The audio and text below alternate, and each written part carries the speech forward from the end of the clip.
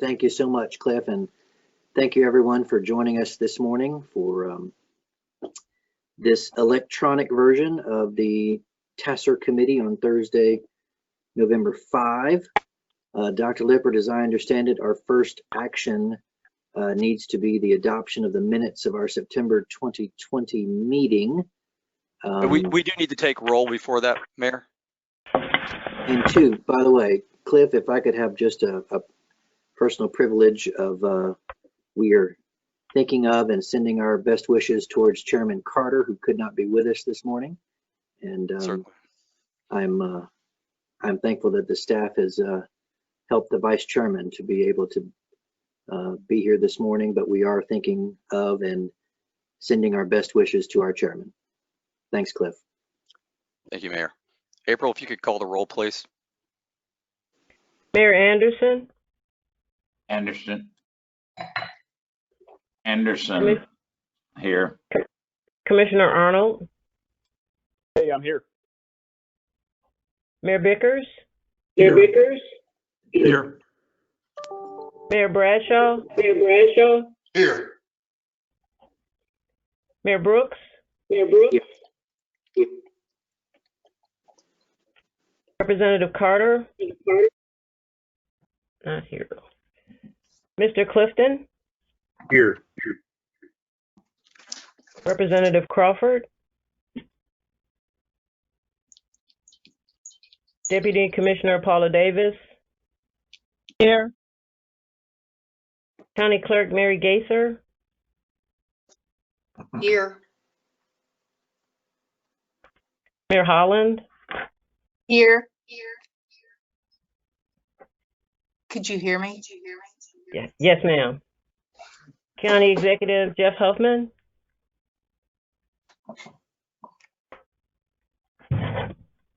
Representative Harold Love. Senator John Lundberg. Here. Representative Susan Land.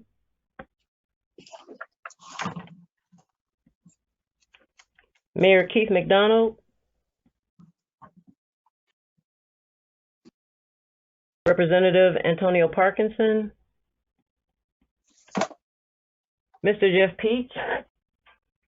This is Mayor McDonald. I got unmuted. Thank you. Sorry about that, Mayor. Mr. Peach. He was Senator on here. Katrina Peach. Yeah, I'm looking at him. He's on here. I don't know if he can't hear us or. Oh, I see him. He may be muted. He's waving. Okay. Senator Katrina Robinson.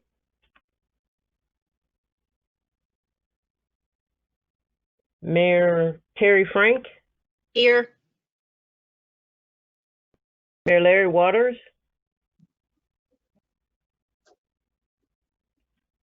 Senator Bo Watson.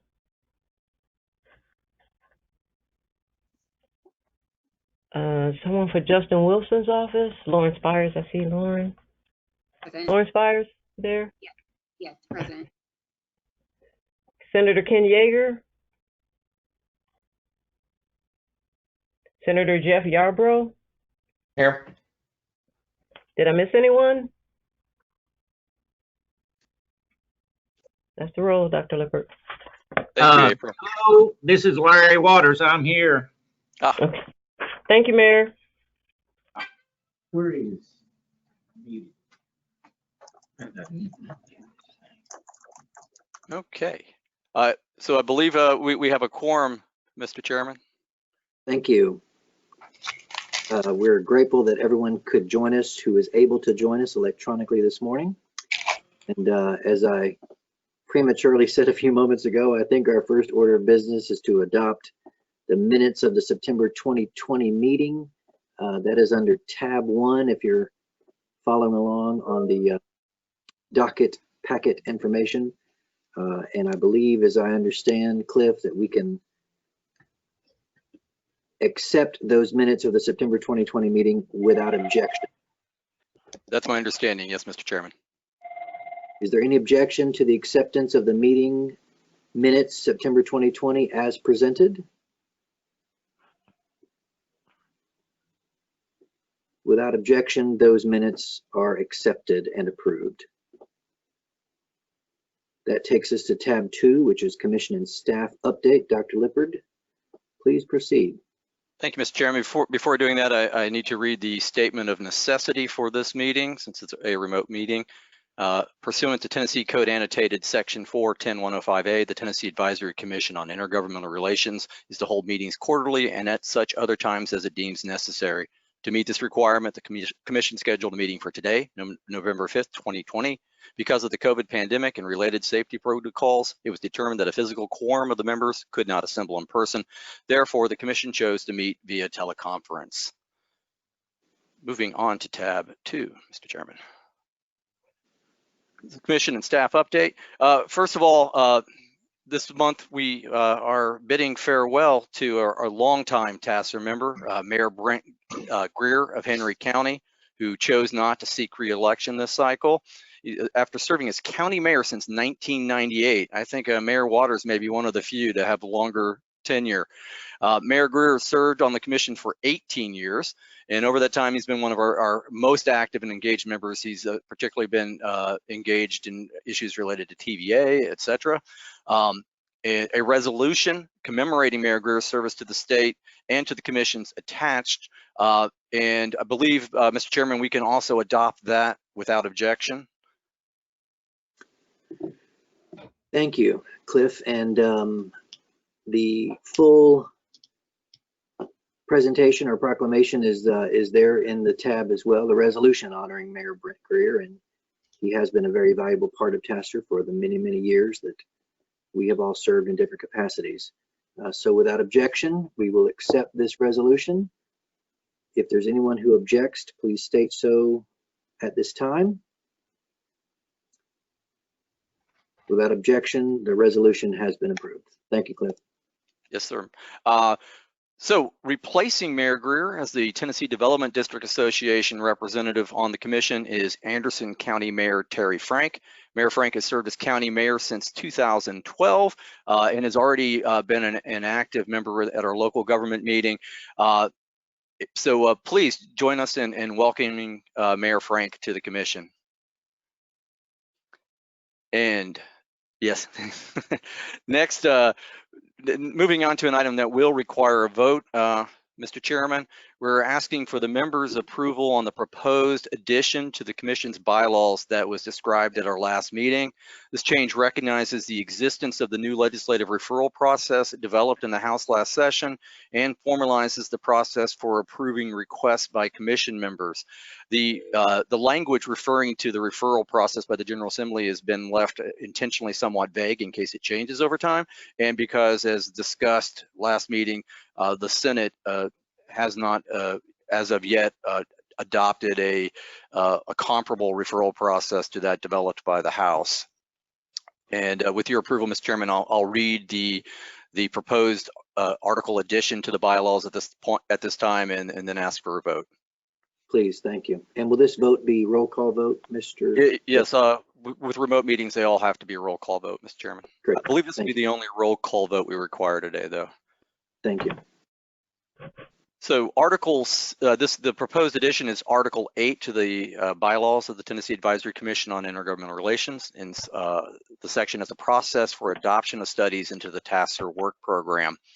Studies may be requested of the Commission by the legislative referral process developed in consultation with the leadership of the Tennessee General Assembly or at the request of a Commission member. Requests made through the legislative referral process require a majority vote of the Commission members present and voting, provided there is a quorum. Study requests by the Commission members require an affirmative vote of 17 Commission members who are present and voting. Mr. Chairman, that is the proposed new language. Thank you, Dr. Lippard. This, as you see, is presented before you on the screen. If there is no objection or any comments or questions from members of the Commission. Move it. Hold on, Mr. Chairman, can somebody just, what's the rationale for, like, how did this, what's the history on this one? All right, we have a proper motion. We have been asked a question by Senator Yarbrough. Dr. Lippert, I'll let you, thank you for that motion, Mayor, and Dr. Lippert, I'll let you explain. Thank you, Senator. So the General Assembly referral process was instituted by Speaker Sexton last session, in part out of concern for the large number of studies that were being proposed to send to us, and the large number of studies that have been sent to us over the last several years, to make sure that we weren't receiving more studies than we could effectively complete, and while maintaining our level of our expectations for the quality of those studies, and wanted to set up an order for the referral of those, that to make sure that any referred studies met the stated mission in our statute that supported the work of TACIR, and so the process as it stood at the end of the truncated session was that there would be a special meeting of the Calendar and Rules Committee in the House to evaluate those referred studies with input from staff on those that we felt we were most capable to complete and that met our statutory mission. And as I already said, the Senate has not developed a complementary plan yet. But I have spoken with the Lieutenant Governor's office, and they at the time said that they would be able to work with the House on any referred studies. Thanks for that explanation, Dr. Lippert. Senator, you're recognized. No, so the only thing that caught my ear really was the 17. How many members are present right this second? Believe, April, what do we have, 15 members here currently? 16. So, like, 16 here currently, right? And so like, we couldn't agree on a study today at all, like as constituted here. We couldn't agree on a study referred by the commission itself. It only takes a simple quorum to agree to a study requested by the General Assembly. And the thinking on this was to have a slightly higher bar for commission studies, again, so that to guarantee that it was something that the majority of the commission members wanted to pursue, or more than a majority of the commission members wanted to pursue. We've had issues in the past, Senator, with studies not being referred by the General Assembly, but then being requested by members. And there's a tendency for members to want to support each other's requests for studies, and we just want to make sure that there is a level of support for those. Normally, this would happen at our May meeting, our spring meeting, which is usually we have no problem having a quorum, even have near full attendance normally at our May meeting. So, but it was just to ensure that there is a level of support if we add anything on top of the referral process from the General Assembly, because the point of that process was to make sure that we weren't overwhelming ourselves with new studies. Dr. Lippert, the count is 15. I do have Lauren in for the comptroller's office. That makes 16. Right, and that counts. Thank you. Thank you, April. Thank you, Dr. Lippert, for that explanation and clarification. Senator Yarbrough, any further questions? We still have a proper motion that has not been seconded.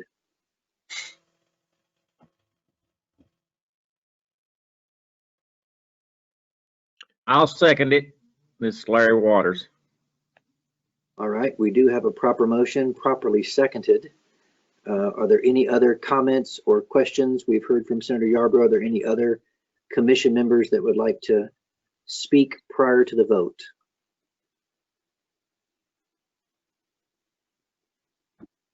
Dr. Lippert, I will ask again, is this requiring a roll call vote? It's my understanding it will, Mr. Chairman. We have a proper motion that's properly seconded. We have no further comments or discussion. Please call the roll. Mayor Anderson, Anderson, aye. Commissioner Arnold, Aye. Mayor Bickers, Yes.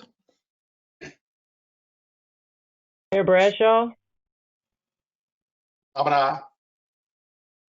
Mayor Brooks, Yes. Mr. Clifton, Yes. Commissioner Davis, Aye. County Clerk Gaither, Aye. Mayor Frank, Oops, sorry. Aye. Mayor Holland, Yes.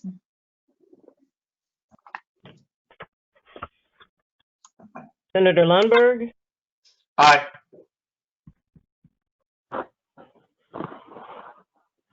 Mayor McDonald,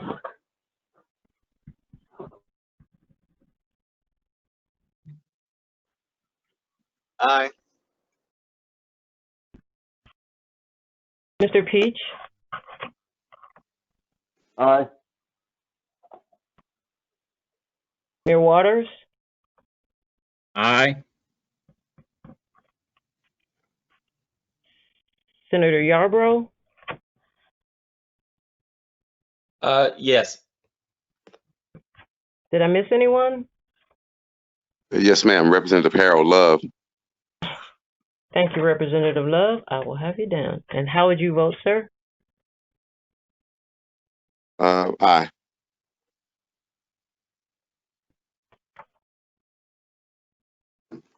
That completes the vote. Thank you, Madam Secretary. That motion or that vote passes. Dr. Lippard, that now takes us to your continuation of commission and staff update. Thank you, Mr. Chairman. So this meeting is bittersweet in that next month we were going to be bidding farewell to Senior Research Associate Dave Kaiser, who is also running the back of the house for us today for this remote meeting. Dave's been with us for over 8 years and has been the rock of our public infrastructure needs inventory project. You've all heard from Dave a number of times over the years. He and his wife Amanda plan to relocate to North Carolina and start their own business. So big, bold, new start to another chapter in their life. We're certainly gonna miss Dave, and so if you could join me in wishing him the best of luck and a fond farewell. And on a brighter note, yes. On a brighter note, taking Dave's place as the project lead for the Penny project will be Rabia Chaudhry, who will be receiving a promotion to Senior Research Associate in recognition of her excellent work and accomplishments over her the last couple of years with us and for her new responsibilities. So if you could also join me in congratulating Rabia. And yes, and that, Mr. Chairman, completes the staff and commission updates. Thank you, Dr. Lippard. Rabia, thank you and congratulations on your promotion. And Dave, please don't leave yet. We need you for this meeting. That actually takes us to tab number 3, which is our Public Chapter 2228 panel. And Dr. Lippard, I will let you make the proper introductions and explanations as we begin this electronic panel. Very good, and this is our first electronic panel, I believe, and so I'm hoping everything goes smoothly. Dr. Matt Owen will be introducing the panelists themselves, and he and Dave Kaiser will be handling the technical side of this, because I didn't have confidence in my own ability to do so. So before I turn it over to Dr. Owen, I will just for clarification note that we have 2 broadband related things on the agenda today, and there are 2 separate distinct reports, both statutorily required. This one is the update required from the legislation that enacted Governor Haslam's broadband initiative back in 2017, Public Chapter 228. And that legislation required us to come back and kind of check in and see how access and adoption had changed since the implementation of that legislation. And so that's the point of the panelists today, and why we will be hearing from individuals in the telecommunications industry on their perspective on how broadband access and adoption has progressed. So with that, I'll turn it over to Dr. Owen. Thank you, Dr. Lippard, and good morning, Commission members. Thank you, Mr. Vice Chairman.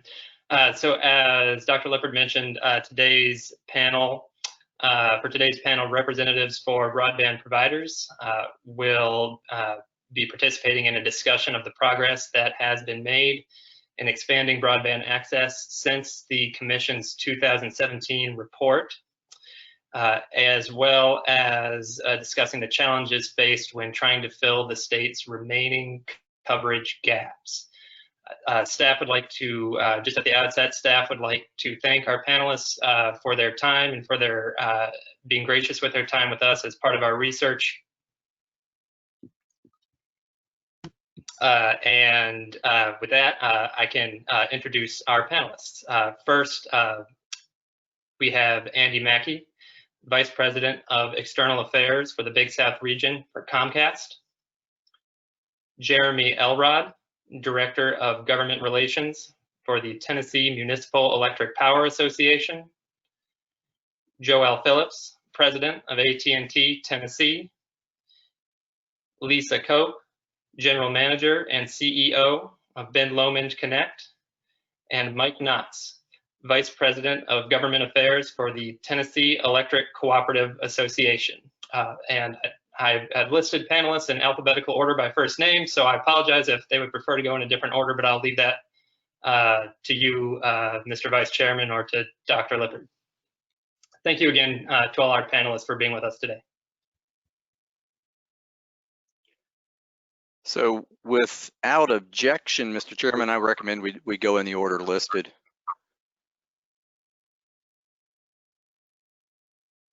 Is there any objection on the commission for going in the order as listed, alphabetical by first name? Hearing none, let's proceed. All right, well, good morning, Vice Chairman Brooks, members of the commission, and Dr. Lippard. I'm Andy Mackey, Vice President of External Affairs for Comcast. Thank you for the opportunity to represent the cable industry before TACIR today as you continue the critical conversation on broadband deployment in Tennessee. It was a pleasure to be before you 3 years ago when TACIR initially studied the challenges of expanding broadband in this state, and I look forward to our conversation today. That work you did 3 years ago laid the foundation for meaningful legislation, the Tennessee Broadband Accessibility Act, that addressed the disparity of internet services in rural Tennessee. The legislation passed by the General Assembly has improved accessibility throughout the state, and as an industry, we are proud to support it then and hope we can build upon the actions of this commission and the General Assembly to further remove barriers to broadband expansion.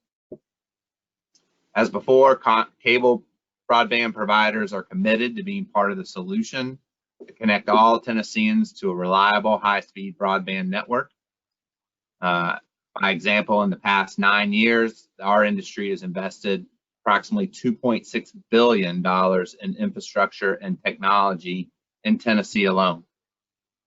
And last year, our two largest providers, cable providers, Charter and Comcast, built to more than 42,000 new homes and businesses in Tennessee, which is nearly double the total of homes and businesses that were funded by the Tennessee Broadband Accessibility Program over the past 3 years. The need for connectivity from rural areas to cities really was amplified as we still deal with the COVID-19 outbreak. In response to this crisis, cable providers have been proactive, diligent to deliver reliable and fast internet service to ensure that businesses, employees, teachers, students, and families stay connected. And really, we saw a 35% uptick in traffic in March as everybody was going home and doing online learning and and remote working. And I just want to point out that while we're focused on expansion, our networks require continuous investment in order to be able to facilitate that. By example, Comcast is doubling the capacity of our network every 12 to 18 months and introducing new technologies like artificial intelligence and machine learning to be able to manage that traffic. So in addition to delivering the strong network during this time, we've made connecting low-income households and families a priority. Comcast, Charter, Mediacom, and Vive all made their hotspots available for free for anyone, including non-customers. We also provided complimentary services for eligible low-income families. We paused any sort of data plans, suspended disconnects, late fees, and the industry just recently announced a partnership with the Education Superhighway, a national nonprofit that works to close classroom connectivity gap to facilitate more students using the internet for remote and hybrid learning. As you evaluate policy options to continue the acceleration of broadband expansion in Tennessee, we want to continue to work as a partner in the state, and we have a couple of thoughts to encourage more investment in Tennessee for the expansion of broadband. First, Tennessee does have the highest pole attachment rates in the country, and alleviating the impact of these rates can have a meaningful impact on the cost of deploying and maintaining broadband networks. The national average for FCC regulated pole rates is $6.84. And in contrast, we pay an average of $33.47 per pole per year here in Tennessee. So that adds up, just in the state, adds up to about $20 million to cable broadband providers that we pay in Tennessee that we do not pay in other states in order to deliver broadband services. So as context, that is more than what is budgeted for the state grant program this year. So we suggest that providing some sort of relief from the excess pole rates is enacting a pole attachment tax credit or a credit on franchise and excise tax and the amount of the difference between what a provider might pay under the TVA pole attachment fee and what a provider might pay under the FCC formula.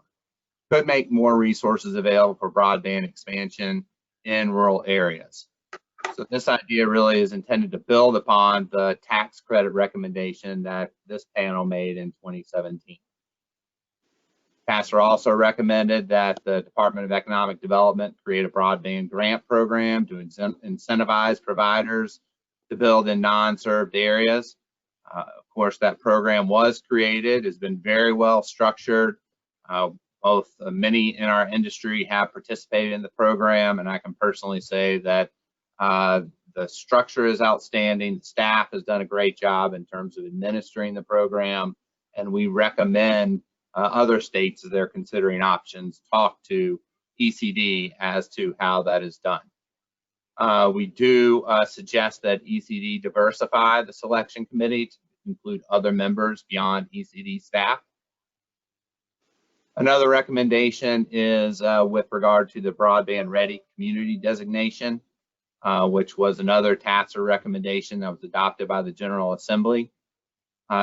We suggest that to further encourage robust broadband environment for all providers, additional requirements for the designation, such as use of the FCC pole attachment formula, establishment of a universal permit fee, and appropriate permitting timelines, as well as expanding the definition to include the owner of the rights-of-way.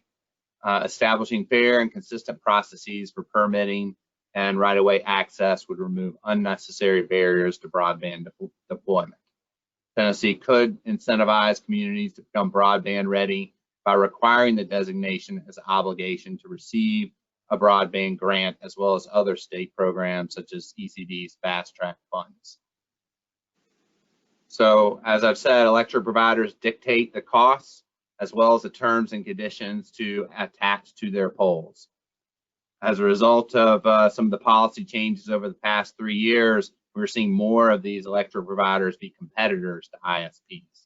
So in order to facilitate a fair marketplace between broadband providers and electric providers, Tennessee enacted key protections, including the prohibition of cross-subsidization.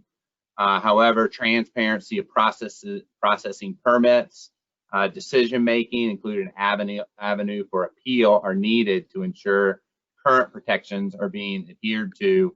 And if there are areas to improve, Tennessee needs to ensure the regulatory environment is fair and balanced for all providers. Lastly, adoption is an essential aspect when discussing broadband challenges in the state. Many residents have a line running in front of their house, but choose not to take internet services. There are many reasons for this, but increasing the adoption is certainly a big part of the conversation from our perspective. Comcast has run the most successful broadband adoption program in the country, connecting 8 million people since 2011, and nearly 400,000 of those are here in the state of Tennessee. Before I conclude my comments, I would like to take a moment to recognize and thank Dr. Owen and Leah Eldridge. I work in several different states and have been impressed with how proficient and knowledgeable the staff is. TACIR is truly an asset to you and all policymakers in Tennessee. Thank you very much for your time, and I look forward to responding to any questions.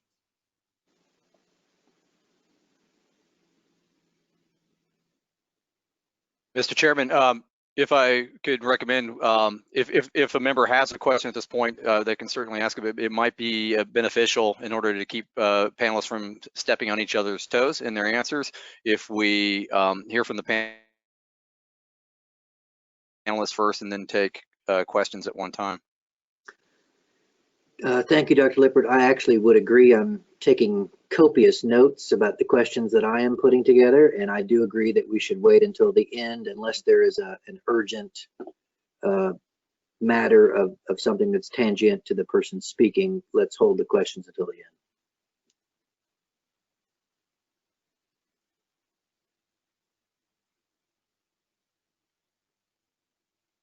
Okay, so Dr. Owen, who's our next panelist? All right, so our next panelist is Jeremy Elrod, the Director of Government Relations for the Tennessee Municipal Electric Power Association. And Jeremy, I know you had a PowerPoint. Do you have that up on your screen, or would you prefer that I share mine? Oh, you've got it. All right, thank you. Let me just see what is showing here.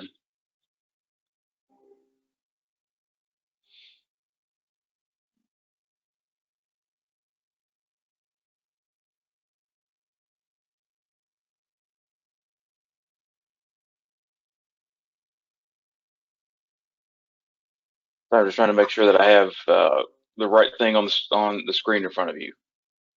Do you see just the PowerPoint presentation? Yes, we do. Yeah. Okay, great. Municipal broadband, continuing a legacy of serving the community. Thank you, Mr. Mayor. Well, Mr. Chairman, Mayor Brooks, Commission members, thank you for allowing me to be here to represent Tennessee's municipal broadband providers. I just want to echo something that Andy said. Let me just say we appreciate your time and attention to this topic.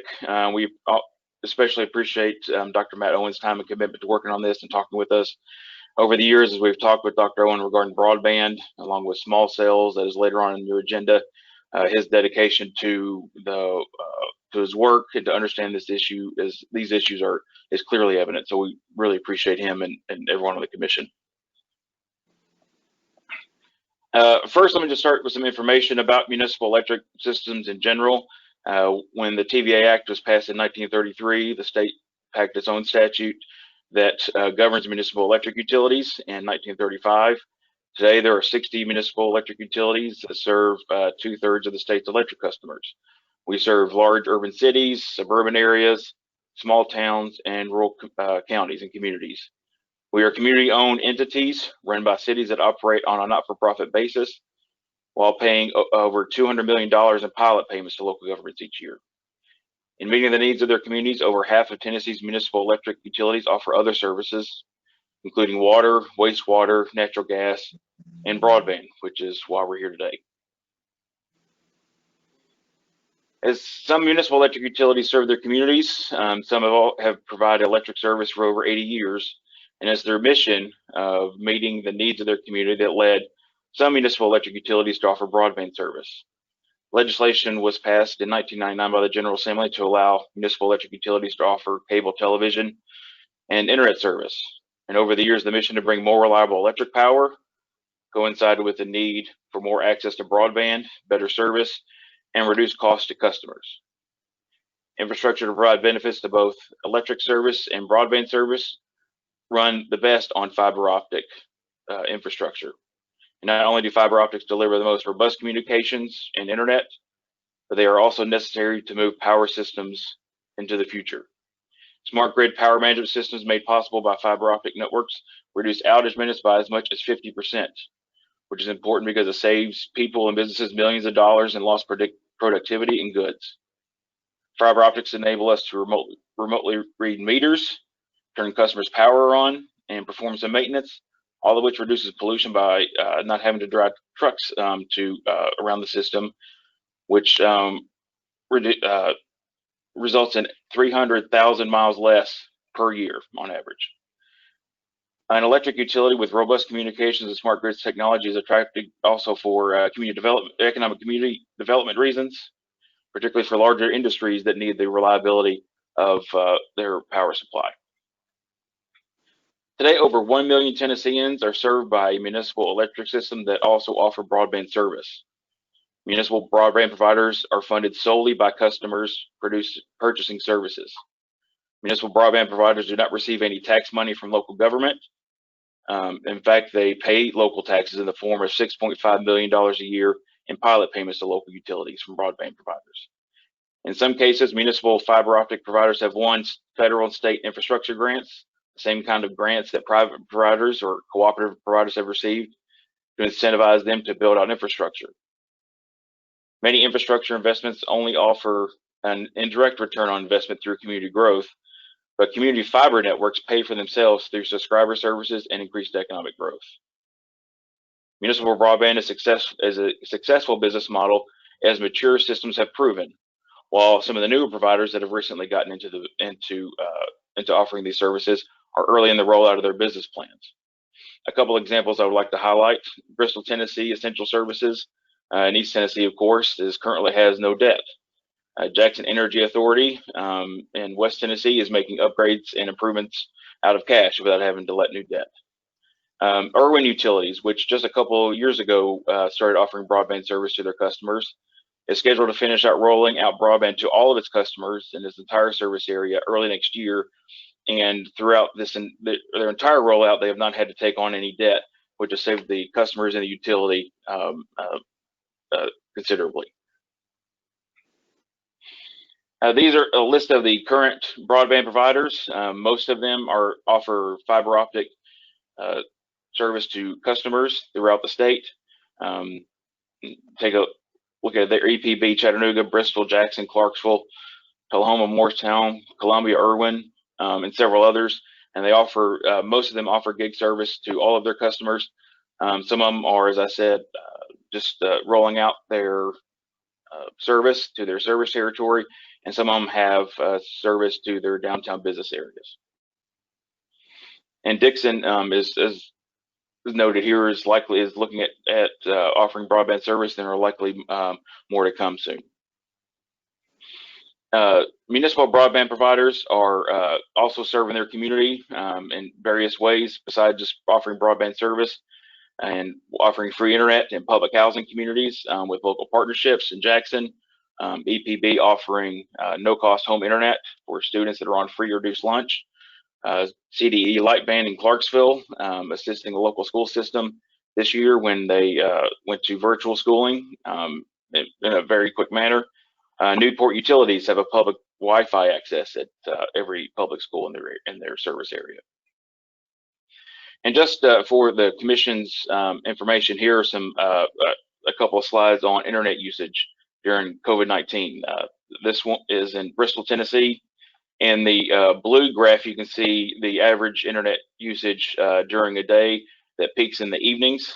And then you can see the gray line that shows how much it has increased during the day. It's about a 20% increase in usage, and they've had about a 4% increase in internet customers overall. They've had customers increase their plans to get faster speeds. And because all of their employees have, all of them but one have BTS internet to their home, when they went to working from home, they were able to do so in a fast manner that saved the utility millions and the customers millions. EPB of Chattanooga, similar type graph where you can see in blue what is typical usage throughout the day in March of this year. And in the orange line, you can see what has been now the average usage today. And this is a snapshot of September of this year.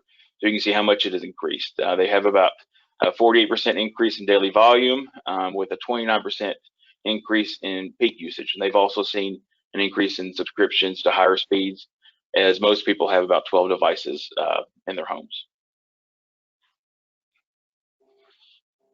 As COVID-19 quickly shifted education, work, and healthcare visits to home for most of the country, an even brighter spotlight was placed on connectivity, and unfortunately, in some cases, the lack of it. With the number of potential partners, no Tennessean should lack the infrastructure to learn, work, or access healthcare from home.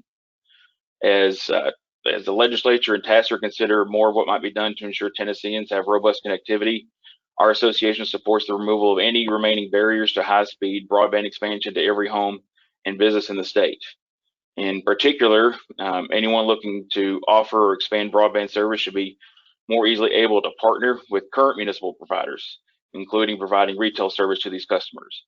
And these can be partnerships with other municipal electric utilities, electric or telephone cooperatives, or even public-private partnerships. These kind of partnerships would save significant startup costs to those new providers, increase flexibility in planning, and put expertise to work in these communities. No community should be barred from receiving broadband if they have a provider willing and able to partner with them. Just an example in Unicorn County of some of the restrictions in state law.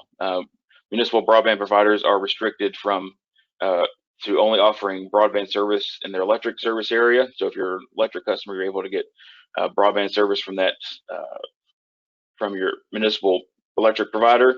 Urban Utilities here in Unicorn County, excuse me, serves most of the county, the area in the green that you see. By early next year, as I said, they'll have built out their fiber optic broadband with gigabit speeds to their entire electric service area. But there are some areas they cannot serve.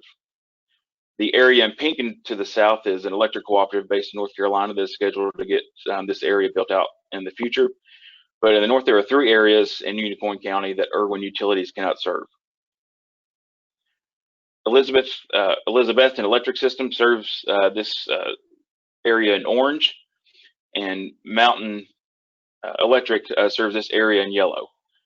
Today, Irwin Utilities can't even consider serving these or partnering with these utilities, as state law doesn't allow it, but so it would take a change in state law to allow them to serve into those areas or to partner with those utilities to serve into those areas. To get broadband in areas like these and many others across the state sooner rather than later, the status quo isn't enough. More proactive steps by the state and others is needed to get service to pockets like these, with the 2 perhaps largest being grant programs to providers that include local matching funds, or giving current providers more latitude to partner with new providers. For several years, municipal broadband providers have asked the legislature to remove the restriction on only being able to serve inside the service area. As TACIR looks to next steps in removing any barriers to high-speed broadband expansion, municipal broadband providers stand ready to offer our long-standing, statewide and proven fiber network communications, broadband, and smart grid expertise. Municipal providers are willing to work with those that want the service and partner with other providers that are willing to invest in delivering broadband to their customers. And Mr. Chairman, Mayor Brooks, that's my remarks, and I'm standing ready for any questions.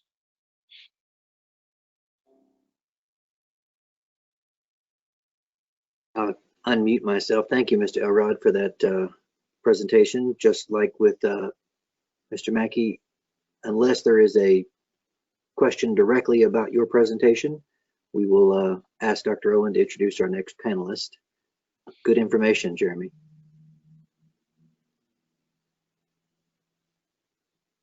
All right. Thank you, Jeremy. And if I could, I'll introduce our next panelist. On behalf of AT&T Tennessee, we have Joelle Phillips, President of AT&T Tennessee. Thank you so much for being here today.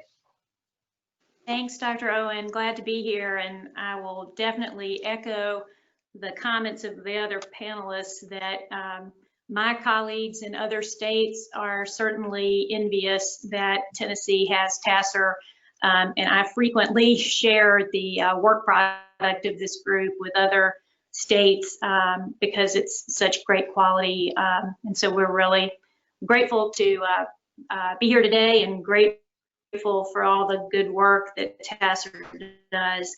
I will try not to repeat too much of the other things that colleagues have said, because there's a lot that I'm sure we'd all agree on. With regard to the first question you all have posed about, what's happened since 2017, on behalf of just AT&T, I can tell you that in the years since 2017 through 2019, AT&T has expended about $1.4 billion in capital expenditures. So that's just on network infrastructure, not on operating costs.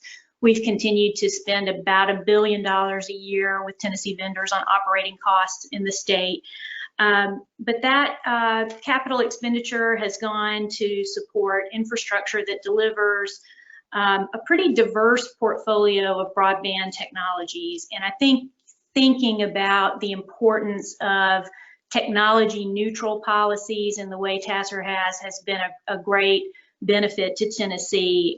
In Tennessee, we are really trying to tailor the type of technology to the right environment, and that could be the all fiber systems that deliver fixed fiber delivered broadband, as well as fixed wireless broadband, which we're seeing is a very good option in some of the rural areas where people are spread out.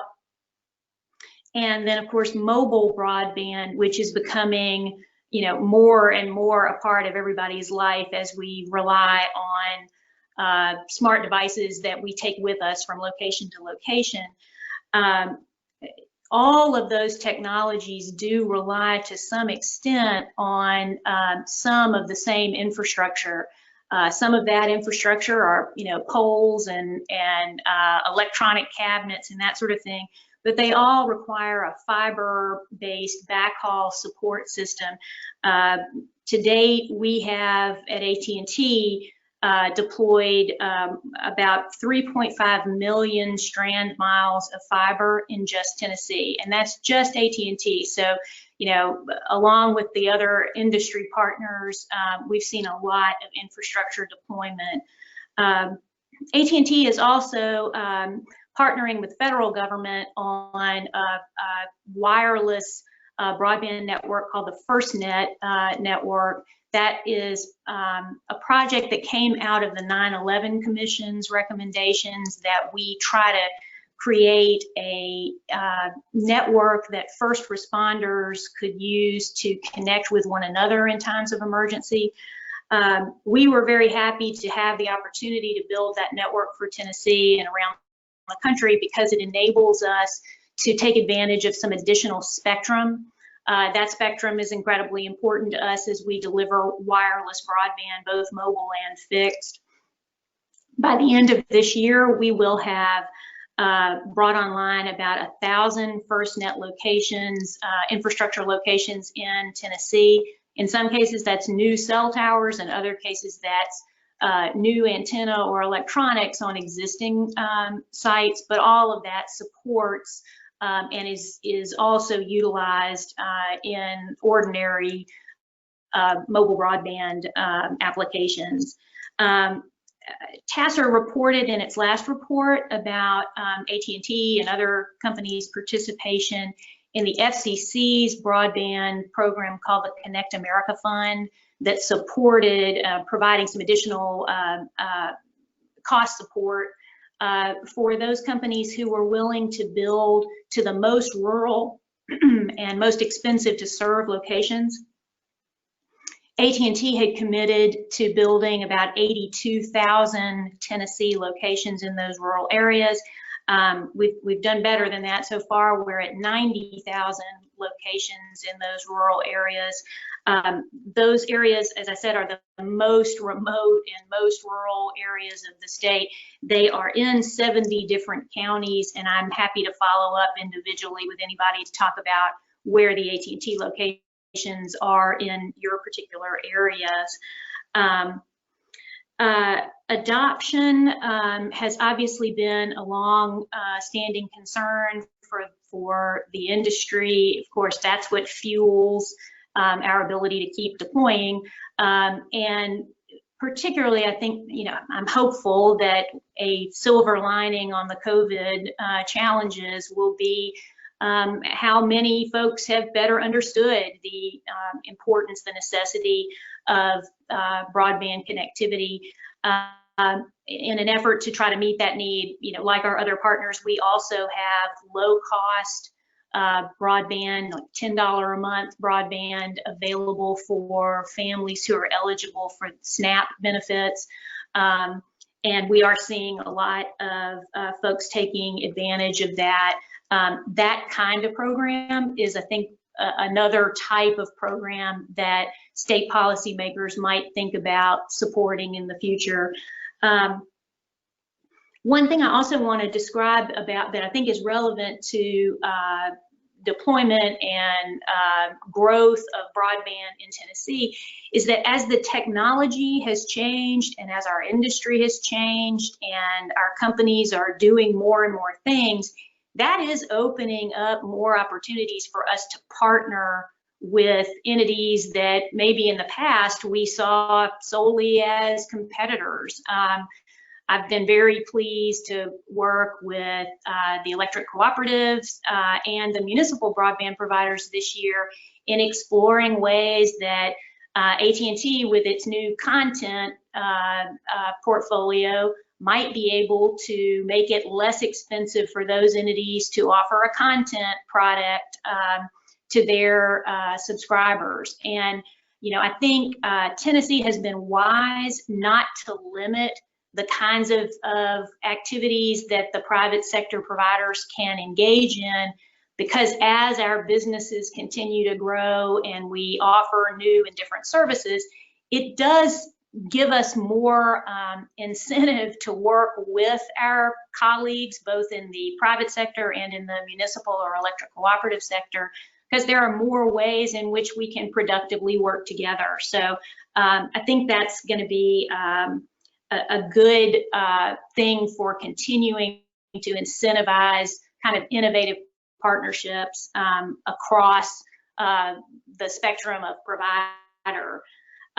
You've asked about remaining barriers. Cost continues to be, the biggest barrier. These are incredibly expensive networks, not only to deploy, but to maintain. COVID has made maintenance of these networks and service repairs and deployment even more costly as we try to do all of that in a safe manner. I would say that the costs that we experience, there have been a lot of good programs like the Broadband Grant Program, like the CAF2 program, that have, I think, been smartly designed because they focus on not just supporting broadband generally, but supporting the cost of broadband in the unserved or most costly to serve areas. Unfortunately, AT&T has not chosen to apply for some of those grants because when we've done the financials, we have found that even if we could get support to deploy, we wouldn't be able to operate in a financially sound manner. And so one thing I would suggest as a possible consideration is expanding those grant programs to at least provide for some ongoing support or the ability to use some of those funds to support operation of those networks. We have also talked about some tax policy issues that would incentivize more deployment. Right now, there is a sales tax exemption for equipment that we use to build networks, but it's capped at a certain amount, and we have advocated in the past and we continue to suggest that removing that cap would be good tax policy and a good way to incentivize additional deployment. I agree with my colleagues who have mentioned that the cost of attaching to the poles of other providers is, it's one of the costs that goes into the cost of broadband networks. Tennessee is in a unique position because of TVA. And, I think it's important for everybody to recognize that when you look at the way the FCC looks at pole attachments and the way the TVA has looked at pole attachments, they start from different perspectives, but they're both laudable goals. The FCC is trying to keep the cost down as much as possible so that we don't drive up the cost of broadband. The TVA is trying to ensure that those pole attachment costs, pole attachment charges cover all of the costs that the electric provider would experience, because we don't want to inadvertently put pressure on electric prices. All of those things are laudable goals. And I think it would be wise for TACIR and Tennessee policymakers to do as much as possible to facilitate ongoing conversations, not just with the electric providers who are part of the TVA system, but with the TVA itself. TVA has been very receptive to the outreach from the private sector about kind of exploring these issues. I think they recognize that, while it's paramount to keep electric prices affordable and not to subsidize anything with electric revenue, they also recognize that it's very important that the Tennessee Valley have robust broadband. And I don't have any indication that they, have any reluctance to be a great thought partner in kind of working through those issues. And TACIR, I think, would be a great venue for connecting some of those folks together. Two more things that I just want to highlight quickly. One other obstacle that I see kind of growing in broadband adoption is misinformation about broadband technologies. We've seen a lot of non-science-based discussion of 5G. The FCC has tried really hard to debunk some of those frankly, myths about that technology. I think TACIR, again, could be a great help to educating policymakers on the actual information about those kinds of issues.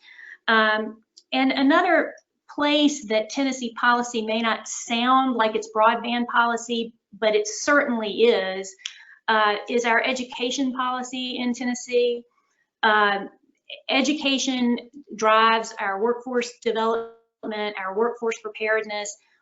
All of our companies, as we deploy more broadband, as we operate broadband, and as we find more innovative tech solutions to advancing broadband availability and adoption, we all need tech-savvy employees. We obviously love tech-savvy consumers and policymakers. And I think programs like Tennessee Promise that have really encouraged a lot of folks to consider community college programs that are very focused on tech and digital literacy. Those are incredibly important programs to the long-term health Tennessee's digital economy. And we certainly have been very pleased with our experience working with the Tennessee Board of Regents. They've been very responsive when we have suggested certain areas of tech literacy, tech education. Our Tennessee library system has also been incredibly responsive to that need, and we just shouldn't lose sight of the importance of that as an important, policy area that's related to our digital success. So thanks very much. I'm happy to answer any questions.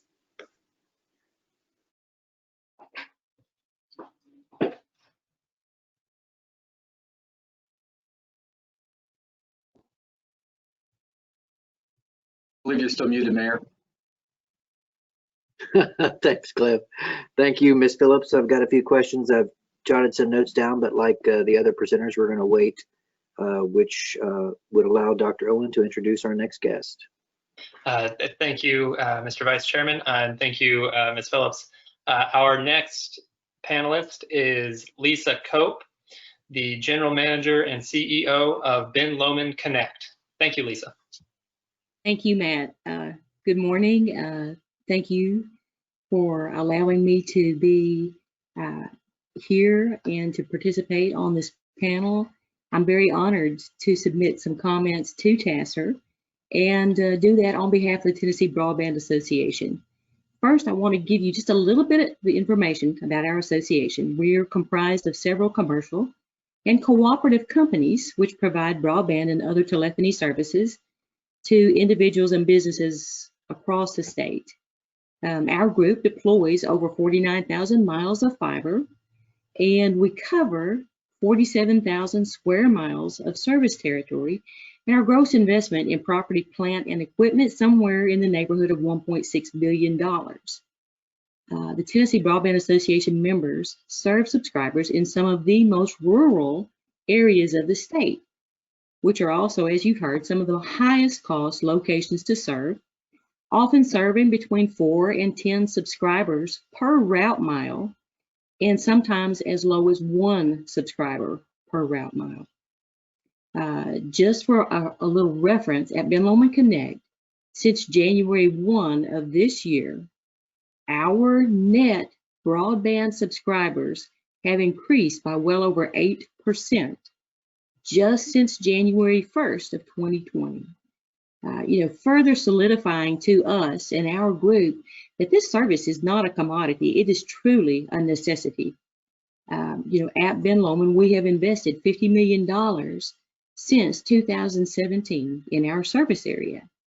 And we were recently given a statistic by the Sparta White County Chamber of Commerce, which was supplied to them by their local biz foundry, that in 2016, there were approximately 200 remote workers in White County, Tennessee. In 2020, that number has more than doubled, well over 400 remote workers in White County, Tennessee. We just truly believe that this number is indicative of the numbers throughout the TNBA membership and across the state.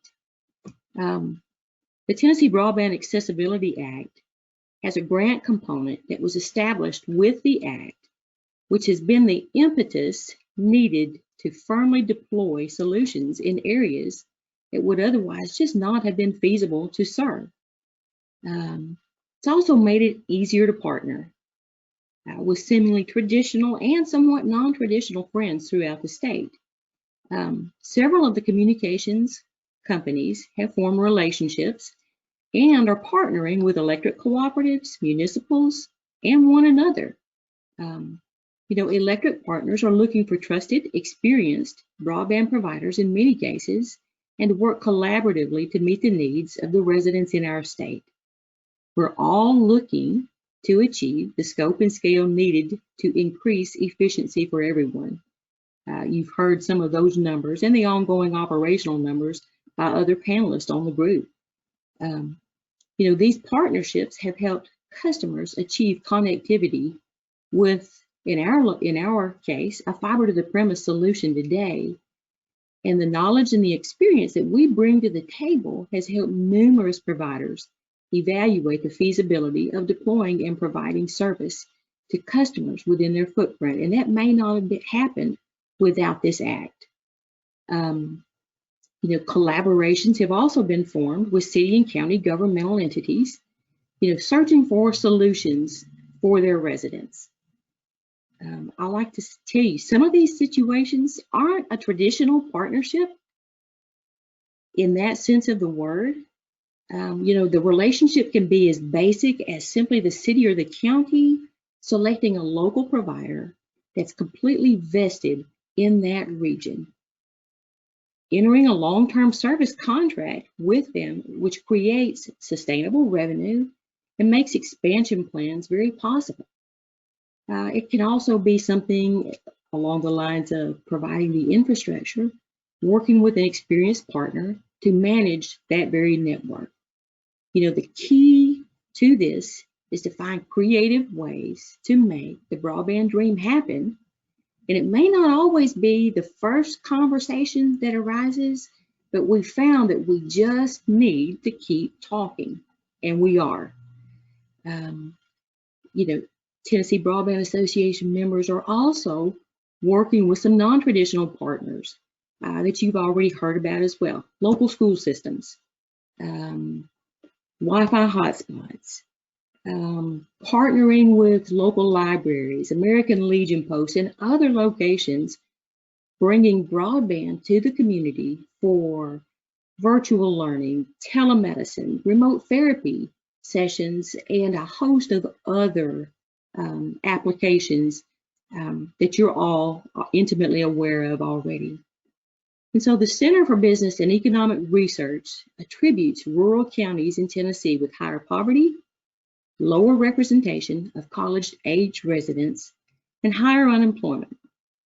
And having access to broadband is likely to improve the economic outcome for these areas, as mentioned in a study called an Economic Impact Study of a Broadband Expansion Project in Tennessee. That was compiled by Ferdinand DeFurio and Yolanda Neighbors from Tennessee Tech, and it was commissioned by the Tennessee Communications Cooperatives. The study also indicates that broadband and other technologies that advance information have been essential to advancing economic prosperity over time. So earlier in the year, when this study was released, there was an approximate price tag of $1.7 billion that was suggested as the cost to deploying broadband to the remaining unserved locations in Tennessee. And even with the planned $400 million investment by the Tennessee Broadband Association members, we know that additional funds are fully needed to bridge the digital divide in our state. For every dollar that's invested in the state, I've seen different numbers that have been proposed as the full impact of these grant dollars. I'll submit to you that I don't think that that multiplier will firmly be known for some time now, because we just continue to see tremendous growth in areas where, in our situation, fiber has been deployed.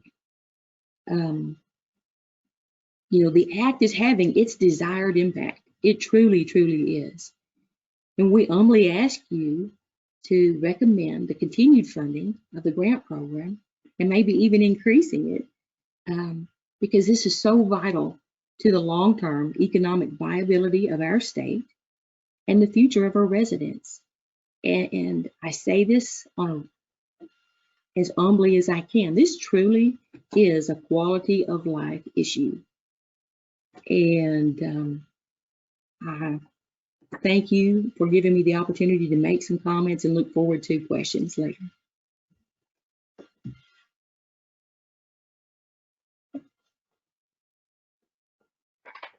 Thank you, Ms. Cope, for those comments, and we are grateful that you are able to join us.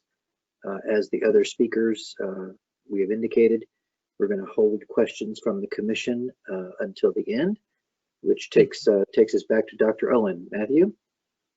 Thank you, Mr. Vice Chairman. Thank you, Lisa. And our last presenter today, or our last panelist today, will be Mike Knotts, the Vice President of Government Affairs for the Tennessee Electric Cooperative Association. Thank you, Mike. Thank you, Matt, and thanks to all the commission members for being with us today, allowing me a moment to speak with you. It's nice to see so many friends, at least on the screen, that I have not seen in person in quite some time. So it's nice to interact at least in this way. Just a couple of quick comments. I will not belabor our time today. I am here representing the Electric Cooperatives of Tennessee. The association I work for represents 25 electric distribution utilities. And we cover 2/3 of the land mass of the state of Tennessee and about 1/3 of the people. So when the state of Tennessee really began to dive into this issue of broadband accessibility, 5 years ago or so, it was very apparent that the places where broadband accessibility is a problem are the places where electric cooperatives primarily serve. It was a pretty easy decision that we had to be a part of this discussion. And so that's why we were very excited that the Broadband Accessibility Act in 2017, the primary leg of its three-legged stool was about deregulation. And it did allow electric cooperatives to enter into the retail broadband space for the first time.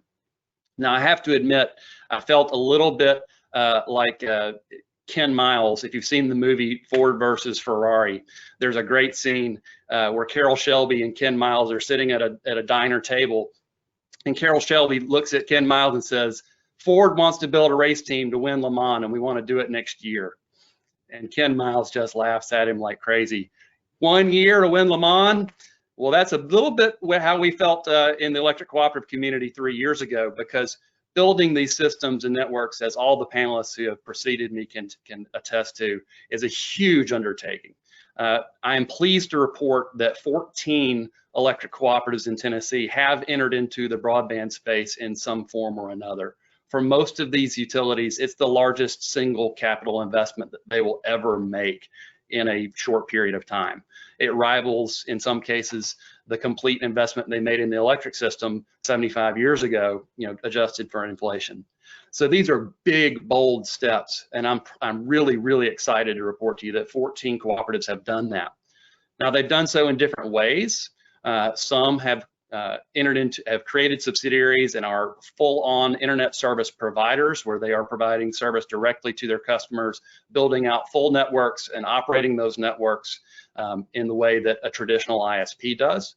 Some have entered into partnerships with other internet service providers, some of whom may even be represented here with us today, and are working to share infrastructure and complement each other's strengths in ways that ultimately provides internet to people who need it. And so I'm very, very excited that has happened. It's happening in lots of different ways. Right now, the planned investments that electric cooperatives are making will provide internet to over 1 million locations in Tennessee, and it's over $1 billion of planned investment.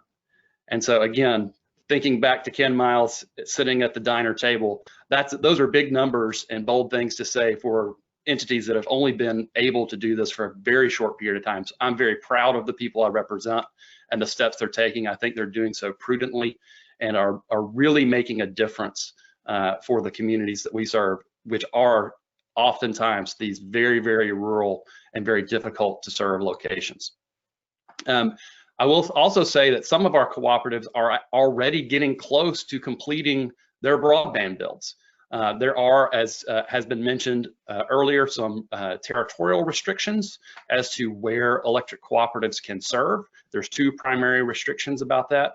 And so some of the cooperatives who've entered into the broadband business have smaller areas that they can build to. Some have larger areas. So some of those smaller providers are nearing the ends of their build outs. And so that's exciting on one hand, also leaves them asking some questions about how can they continue to impact their communities in the future. So the deregulation piece was key, and I'm proud of what electric co-ops are doing to help implement both TACIR's vision as well as Governor Haslam, the General Assembly's vision for increased broadband availability. As you've heard several times, I also believe that the Broadband Accessibility Grant Fund is having its desired effect. It is working to incent broadband availability and accelerate broadband availability to places that need it the most. So I want to commend the Department of Economic and Community Development under Assistant Commissioner Arnold and his team. Crystal Ivy, the broadband director, they are doing a wonderful job administering this program. And we are very excited to participate in it. And I want to give you one quick example of the amazing things that these small investments are able to do. I don't believe anyone on the commission is from Lake County, but Lake County is the most northwestern county in the state of Tennessee. It is the 8th poorest county in America. This is a place where broadband could have tremendous ability to lift people out of poverty, and particularly in today's environment, allow people to interact in the modern economy in ways they could not have done. Today, if you live in Lake County, Tennessee, you have access, no matter where you may live, no matter where you may work, you have access to fiber to the premise internet, the best internet that residences could potentially get anywhere in Lake County. And that's because Gibson Electric Membership Corporation entered into the broadband business and received a grant from the state of Tennessee, which incented and accelerated their build out. And now in Lake County, that service is available everywhere. It's a tremendous success story. The people of that county, their lives are being changed by what TACIR has recommended, by what the General Assembly has implemented, and the Department of Economic and Community Development is putting in place.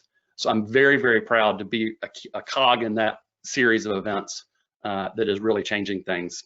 So the question before you is, what policy decisions can TACIR recommend that might continue to push this ball further down the field? Obviously, you've heard it several times. I'll reiterate, funding for the Broadband Accessibility Grant Program is paramount. And so we want to see that program continue, and we'd love to see that program continue to be funded at adequate levels or increased levels. 2 is some examination of the territorial restrictions that exist on willing providers. I can only speak on behalf of the private not-for-profit corporations that are electric co-ops. But as I mentioned, there are some who are nearing the ends of the build-outs of where they can build broadband, and there are adjacent nearby places that they could potentially continue to expand on. So that's a discussion that we welcome to have with TACIR. And lastly, I want to bring up an issue that you've not heard yet today, and that is what a lesson the pandemic is teaching us, and that is that broadband is a two-way street. So if you just watch marketing on television, broadband looks like a one-way street. We talk about download speeds, download bandwidth as the primary thing that we judge. So when we talk about gig speeds, we're talking about 1,000 megabits per second of download speed. But what the pandemic is showing us is to do things like we're doing today, to interact with each other with numerous faces on the screen right here in front of me. You have to have sufficient upload bandwidth in order to fully communicate in a two-way fashion. A lot of the legacy technologies across the state that rural people are still relying on do not provide the robust upload capability that this type of interaction requires. So I would encourage TACIR to consider how the state might encourage continued investment in technologies that provide sufficient upload bandwidth. And with that, I'll stop talking and just say thanks again to the members of TACIR and look forward to answering any questions that you may have for me. Mr. Knotts, thank you. Could you repeat that term, legacy? Legacy internet technologies. That's just a catch-all term for technologies like phone line-based DSL, for instance. That is a new term to me, but I'm very familiar with the concept. Dr. Owen, do you have any follow-up from our panelists and any closing comments from you as the policy coordinator over this panel? I would, before we turn it over obviously to you all for any questions that you may have of our panelists, I would just like to thank our panelists again for being here today and for being willing to share their experiences with the commission.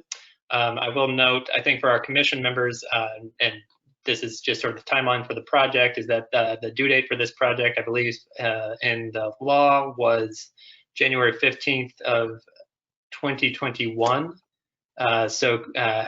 after this panel, staff's next steps are to complete our research and produce a draft for the commission to view at our next meeting. I think that concludes my additional comments, and I'm happy to turn it over to our members for any questions they may have. Thank you, Mr. Vice Chairman. Thank you, Dr. Owen. Dr. Lippard, do you have any direction or comments before we open it up for questions? I know that there are probably quite a few members that have some comments, myself included. Not really, Mr. Chairman. I would say we're going to try to treat this like we would if we were all in the same room, and we'll just, if members seek to be recognized to ask a question, and then you may recognize them and they can proceed. I'll try to keep an eye out so we don't miss anybody. Great, and I am not able right now with my legacy internet technology, I'm not able to see all participants this morning. I can only see 6 at a time. I haven't figured out how to look at all 16 of us. So you might be able to help me in seeing anyone who is raising their hand or making some kind of a signal, and then I'll be happy to close out after the commission members have spoken. That certainly, Mr. Chairman, and that brings up a good point. If as the members seek to be recognized to ask a question, if they could, again, for anybody else who maybe have trouble seeing them this morning, identify themselves for the good of the group. Thank you. This is Mayor Jill McDonald. Holland. Oh, I'm sorry. So Mayor Brooks, I see Mayor McDonald and then Mayor Holland. Yes, thank you, and thank you to all the presenters. I guess my concern long term for rural, you know, as a city mayor, you know, one of the distinctions about you know, if you wanted municipal services, you moved into a municipality, but we're demanding a higher level in the rural areas because of the technology needs. So what is, and this is for any one of you, what is the possibility of a more wireless way of doing cabling and not cabling, but a wireless way to provide this kind of a product where the kids can learn virtually, which is, I think, the highest need we have right now in terms of broadband or whatever technology. Is there something in the works to make it wireless?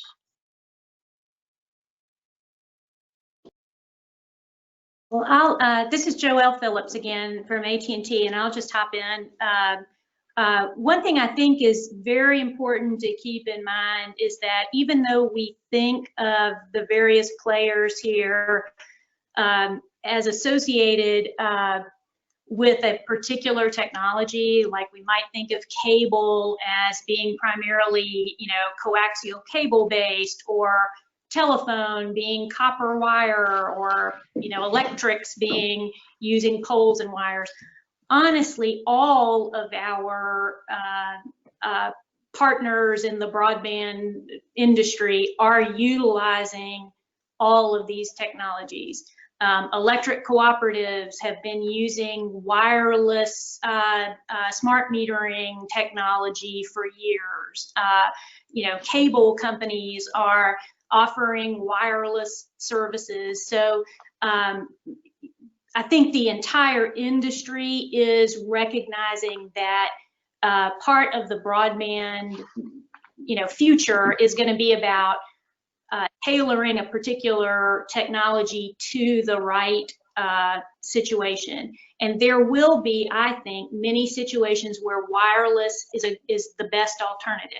I think in sparsely populated areas, there's a lot of benefit in using fixed wireless in order to deal with the situation that Lisa mentioned about having, in some instances, only 3 or 4 potential customers in a long span of you know, costly fiber and pole infrastructure. In addition, mobile wireless as opposed to fixed wireless can be particularly important as we think about applications like for students. where we want them to be able to take a device and use it in multiple locations. In some instances, we're seeing the development of devices that have built-in Wi-Fi capability. But again, those devices can work on a Wi-Fi system that is primarily powered by a wired or fibered infrastructure, as opposed to the general mobile wireless environment that we also think of. So I guess what I'm trying to emphasize is that we probably need to take advantage of all of the technologies, and as opposed to thinking, gosh, there's one technology that's really the wave of the future and we shouldn't support the other technologies. That's not to say that things like the legacy technologies that Mike mentioned before, DSL technology, was something that Bell South was very interested in. When we merged with Southwestern Bell before becoming the new AT&T, Southwestern Bell didn't see it that way. And so, we had some fits and starts with our maintenance of that older technology. Now we've really gotten to the point that, Mike is making, that, we're finding kind of the upper capacity of some of those older technologies are just inadequate for the new era. And so, you're not seeing entities, you're not seeing AT&T investing in upgrading DSL or putting more DSL out because we don't think it's adequate to what's going to be the demand. Plus, it's just hard to find parts. As the technology has moved on, the entities that created that infrastructure have moved on to creating more advanced infrastructure. So I think technology neutral policymaking to kind of leave room for the better mousetrap is really important. But your instinct that you're going to see more and more wireless applications, I think, is spot on. But I don't think we're ever going to go to a place where there's only one kind of technology for every situation.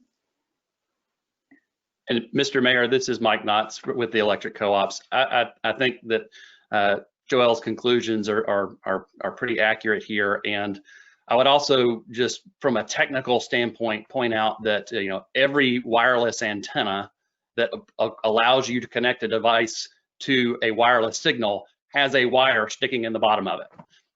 So the wireless future is actually going to require a lot more wires than we have today.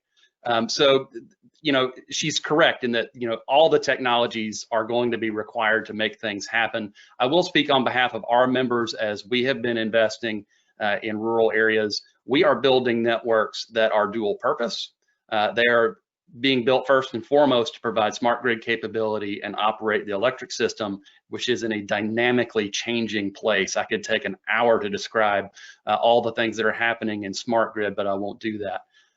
But what we have a requirement as utilities, as the electric generation space becomes more dispersed, more distributed, and more of a two-way street than a one-way street. We have to have visibility into those assets on a real-time basis. And so right now, the only technology that provides the latency, the ability to, the low latency ability to connect from one point to another essentially in a millisecond or two, in order to see when a solar panel turns on and turns off because of cloud cover, for instance. The only technology that does that right now is fiber. And so we are primarily investing in fiber, electric co-ops are. That said, we also have some cooperatives who are working in the fixed wireless space as well. So Joelle was correct that it does take a mixture, but our organization is focusing the vast majority of our investment in fiber optic technology today. That could change tomorrow. So if I could follow up on that, how did the electrical system in America get built? I mean, we're hearing about this problem for broadband, but yet we were able to string wire across all of the United States And so how did that happen? And what's keeping us from being able to do that very same thing with cable, with some kind of internet service? Well, I'll certainly jump in here first, Mayor, because those entities that electrified the countryside in the 1930s and 40s are the same entities that I represent. And so what I think was very wise in that period, essentially in the New Deal era, the federal government recognized that electrification of the countryside was important. But what they did was different than what we tend to think of in terms of typical New Deal policy. It wasn't a works project administration type effort. The federal government essentially created the first public-private partnership by creating the REA, the Rural Electrification Administration, and incentivizing and helping stand up electric cooperatives, which are private corporations that are owned by the people they serve. And so that approach of incentivizing entities that have the interest of the community in mind is the solution that cured the problem. So, we felt like, the parallels of broadband to electrification in the 30s are very, very strong. Your instincts are dead on that. And so that's why we're excited to be a part of this solution. We also recognize that electric co-ops are not the only answer to the solution. We don't have presence in every place that needs broadband. We don't cover 100% of the landmass of this state or this country. So we're proud to be a part of it. And I think that what things like Tennessee is doing, mirrors a lot of what we saw in that answer of electrification, is that we are incentivizing entities to go out and achieve this, not standing up programs that are government-based entities. We're actually incentivizing the entities that have that interest of the communities in mind. So I hope that answers your question. I'd like to piggyback on that as well. One of the key differences between electrification in the 1930s and broadband deployment today is something we just touched on a minute ago, is that the technology is rapidly changing. There was a time when DSL was the latest technology, and we've talked about the importance of flexible networks. And so whereas you can make infrastructure investments in poles and wires and deliver electricity, and there may be innovations in the way that electricity is delivered, but certainly not at the same pace as you have in the communications industry and the way it's developed. And so I think that is a big difference, that it's not just scale of these massive capital deployments, but it's also the continual investment in the network, the continual innovation of the technology that is important to bear in mind. Yeah, I would agree with that. It's not that we haven't built the wire and the cable to all of these locations, but a lot of times it's how many times the technology has evolved and we have built it again with a fiber, or changed out the switching capabilities in our central offices. And so it's a very capital intensive industry. And back to your earlier question, I just wanted to say that, I think that members of our group are firmly looking at and deploying wireless technologies, and many of them have participated in the CBRS auction, where mid-band spectrum was just that auction completed just a little bit earlier in the year. And so many of our providers are looking for that opportunity and are currently providing a fixed wireless offering too. I think I saw Jeremy. Oh, sorry. Go ahead, Joelle. Oh, thanks, Jeremy. I was just going to add a couple of concepts too on this idea. I understand why we have a tendency to think about, some of these really important moments in American history, the interstate highway system and the electric expansion across the U.S. as kind of a model. And I think there are a lot of things that we can borrow from those policies. But this concept that, you know, when we electrified, there were not already multiple providers of different forms of power, offering different sorts of service using that same kind of right-of-way space. We have always, even as we have recognized the importance of competition and innovation in the power space, we have primarily relied upon monopoly electric distributors. So that last part, you know, we're assuming it's going to be one entity. That's not likely to ever be the case in the connectivity world because we already have so many established providers of communication services. That being said, though, there really is a lot of opportunity for sharing infrastructure or, you know, kind of trying to make more uniform the, you know, processes for accessing right-of-way or managing the sort of safety inspection, that we can kind of look to the electric system to provide some really good guidance on. But, you know, the point that Lisa made, I think is also important as we make these comparisons. You know, I think one of the things that comes up a lot of times in pole attachment conversations is the way electrics and communication entities just kind of think about the cost structure of their infrastructure investment. You know, the amortization schedules are very different because, you know, in our world, the life cycle of a technology is usually not more than 8 years. So about every 8 years, you can expect to have to almost completely, you know, regenerate your infrastructure investment. That was not true for the electrification in the 1930s. There was a good bet that once we made those initial investments, they were going to get us a lot further than 8 years. So while I think we can borrow a lot from that, we want to be sure that we keep in mind that there are some pretty significant distinctions. And I would say that does feed into why cooperatives are investing significantly in fiber, because that is a backbone type asset that will have longer life, and it does tend to match the models we're more comfortable with. And I'll just add for municipal electric broadband providers, most of ours are using fiber optic broadband in their communities, but we do have you know, some that are trying to figure out solutions for their own unique circumstances. Bright Ridge and Johnson City, some of them, they have fixed wireless along with fiber optic service to their customers.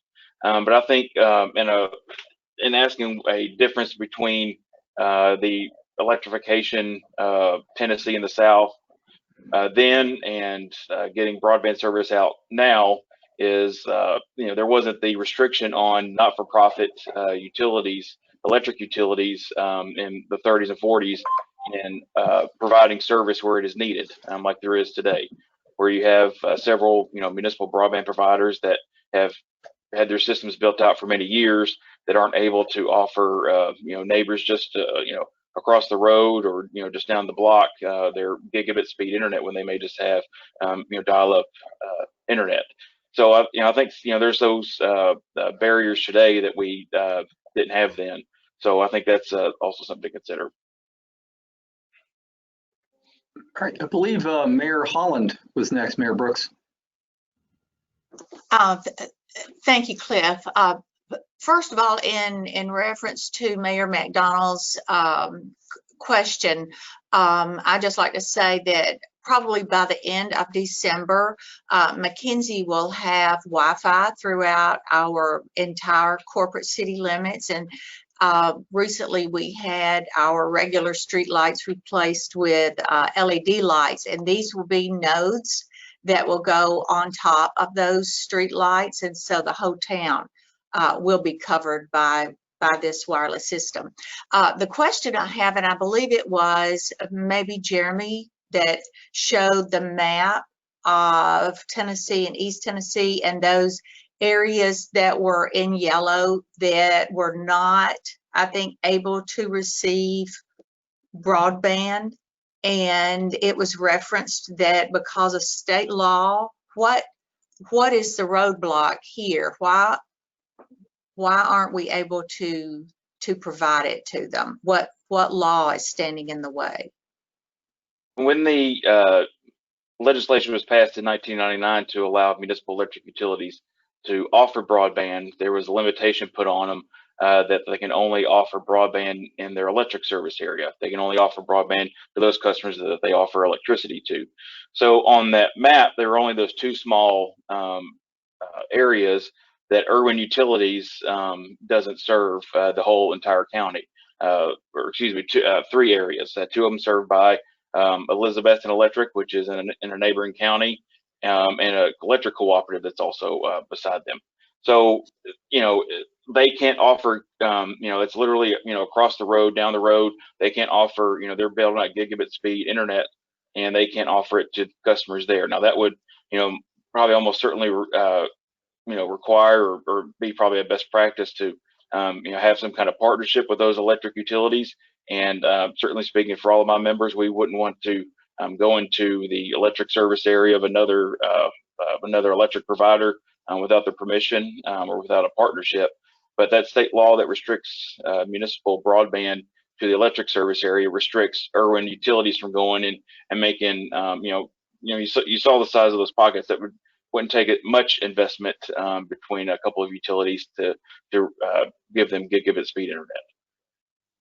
And if I piggyback on that. I understand that, because we had the same problem here in Carroll County, because our Carroll County Electric was not providing fiber, but we could have gotten it from Gibson County, but because they were not our provider, we weren't able to do that.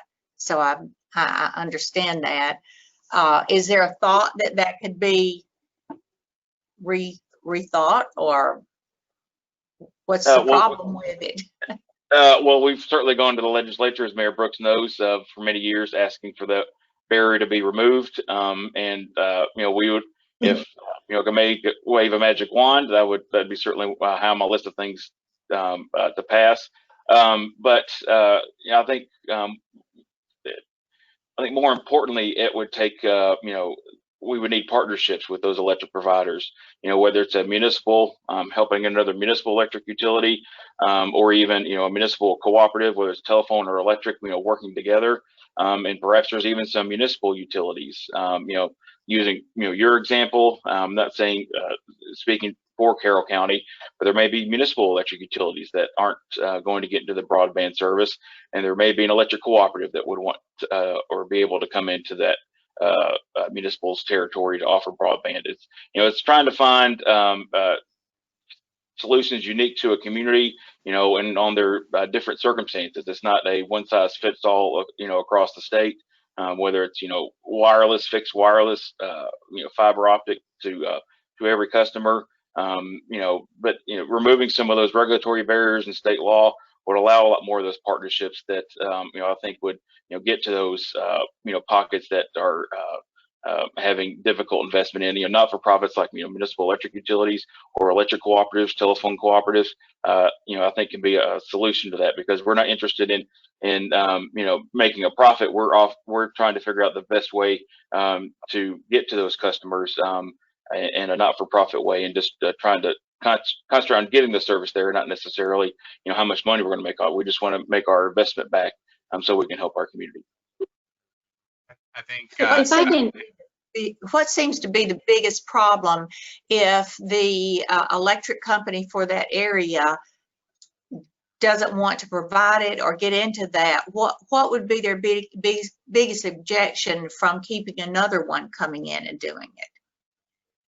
So if I can hop in on this, just to kind of, I don't think it's that the neighboring electric has opposed that. In the past, when this has come before the General Assembly, it has been concerns about competition that may already be in those areas from private sector providers.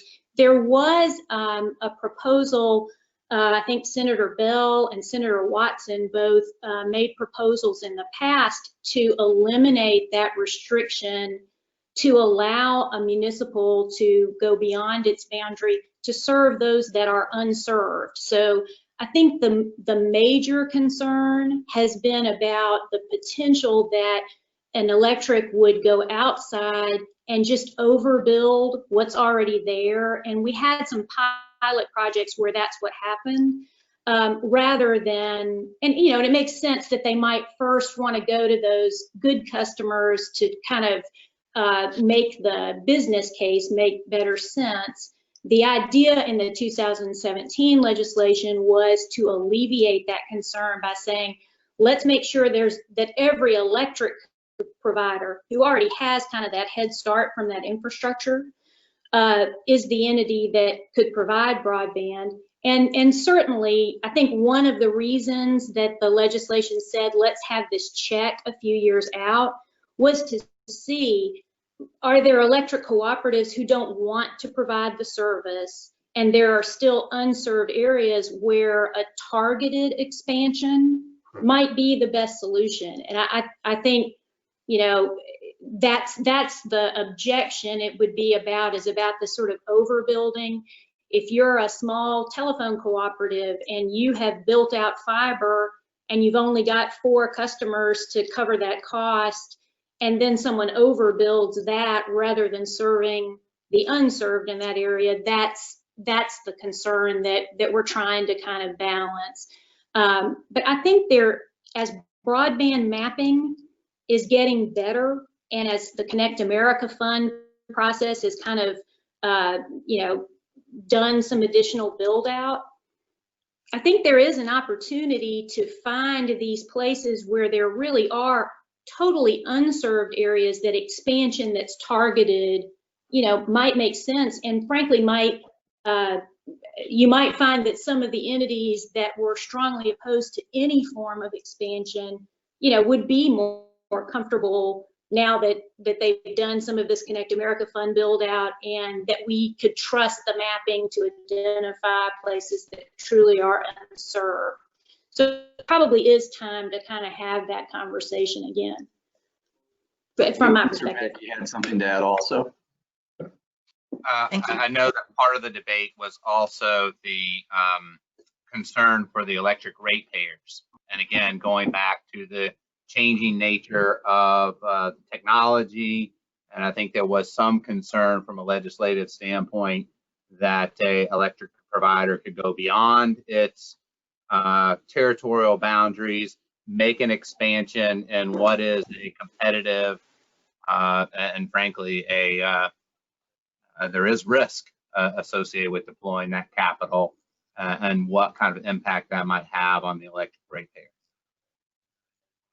And I'll just add a couple things. And Mayor Holland, you asked, what would prevent say a Carroll County, for instance. I don't know their circumstances. I'm not necessarily speaking for them, but just as an example, I think it's from getting into the broadband service. I think it's a local decision that they have to decide for themselves. How much would it cost to, start up their broadband division? How do they use? How does the electric system also use that so they can share those costs? And what are the benefits that they can provide to the electric customers as well? And are the needs of the community being met by private providers or other providers? Telephone cooperative or private providers. Which I'll just note that municipal electric broadband cannot go into the territory of a telephone cooperative. But in going beyond their electric service area, that's I keep noting partnering with that. Neighboring electric provider that helping if they build out fiber to some of their system, but they don't want to necessarily offer broadband to all their customers. Maybe there are pockets where a municipal, if it's a large cooperative or municipal utility, maybe the neighboring one that does have gigabit speed can offer it to some of those customers while that other provider offers it to the rest. I think if nothing else, we would be in favor of putting those decisions in the hands of local decision makers, mayors, city councils, county commissions, to let them decide for themselves. When an electric utility does anything, we have oversight from the comptroller, from TVA, as far as our cost. Certainly if we build things beyond our electric service area, that's something we'd have to closely consider, and that's why we would want and prefer those partnerships. But I think more than anything else, it should be a local decision made, in a city or a county of what are their needs being met currently for speeds, for service, for cost, and if not, they should have the opportunity to turn to a municipal or cooperative provider. Dr. Lippard, do you have anyone else from the commission on the list with questions? Senator Yarborough is indicating he has a question, Mayor. Senator, you're recognized. See if I can unmute myself here. Thank you, and thanks to everybody for a helpful presentation. I know we've been talking around this, but I just kind of want to focus in on the sort of on adoption versus access. I mean, I think that the access numbers are definitely improving, and I think that, on that sort of compared to our sister state, Tennessee is not in an insane place. I mean, we're not nearly as much as we want to be, but we're well over 90% of people having access, but we're still way down low in the 70s in terms of people actually adopting broadband, which is really low. I mean, that kind of puts us in the bottom 10. And I mean, so I kind of just want to hear from everybody about what is,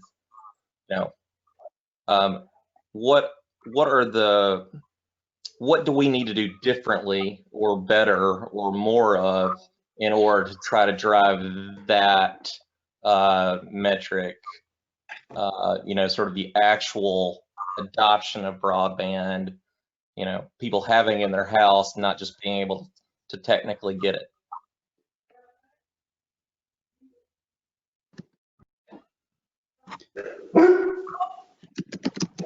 Senator, I don't want to sound flippant, but I think the current public health situation is going to drive some increased adoption of broadband just because people are recognizing the necessity of it. But that's not the question you asked. The question is, what can the state do to drive that? From my perspective, as representing providers who are just now entering the game in a lot of places where they've been starved for broadband, we're seeing very good take rates, but not that to that level that you speak of. So I'm not your best answer. I'm sure that some other of the panelists would like to chime in here. But I do want to say that as society continues to rely more and more on use of the internet, we're going to see folks, almost be forced to make a decision maybe that they didn't before. But there are some positive things we can do that I'll let the other panelists speak on in more depth. Senator Yarborough, I'll chime in. Go ahead, Joelle. I'll follow you.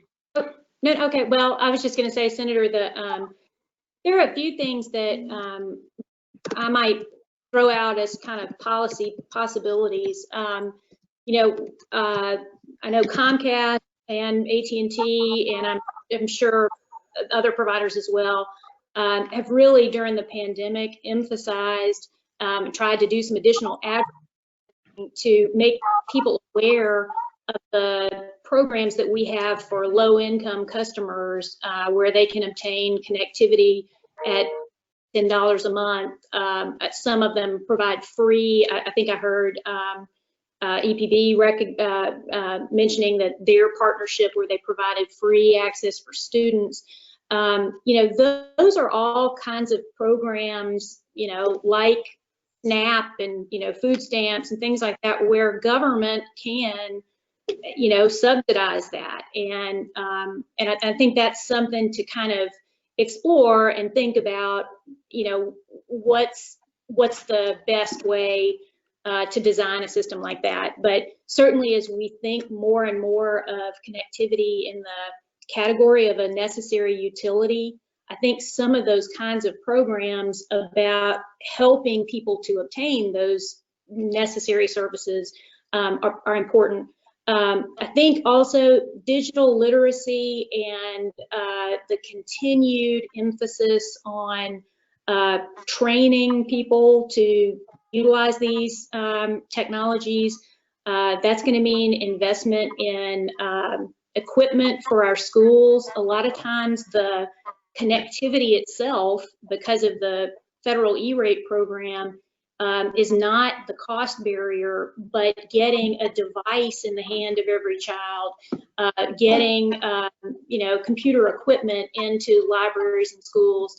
Those are also areas where public funding could be a meaningful, make a meaningful difference. And then finally, I'd say people adopt when more and more things require them to use the service. So moving as many things as we can to online,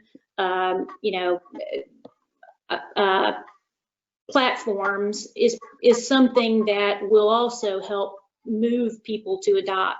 And I think when we design those online platforms, we have to be mindful that lower income folks are more likely to adopt first on a smartphone or a tablet.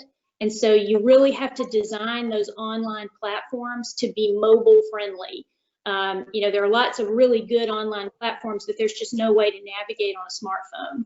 And, the smartphone is kind of the gateway into adoption for a lot of people.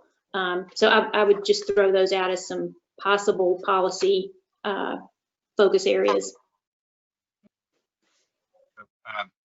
And I'll piggyback up on that. As I mentioned in my prepared comments, from a Comcast perspective, since 2011, we've connected 8 million people to the internet and almost 500,000 in Tennessee.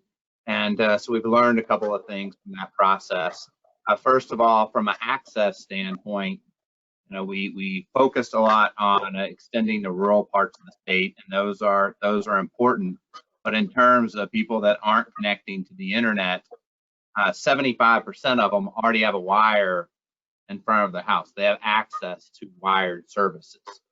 So the much larger proportion of people that are not getting in line is not because they're live outside the bounds of a network. It's because of other reasons. It could be the cost of service. It could be the cost of equipment.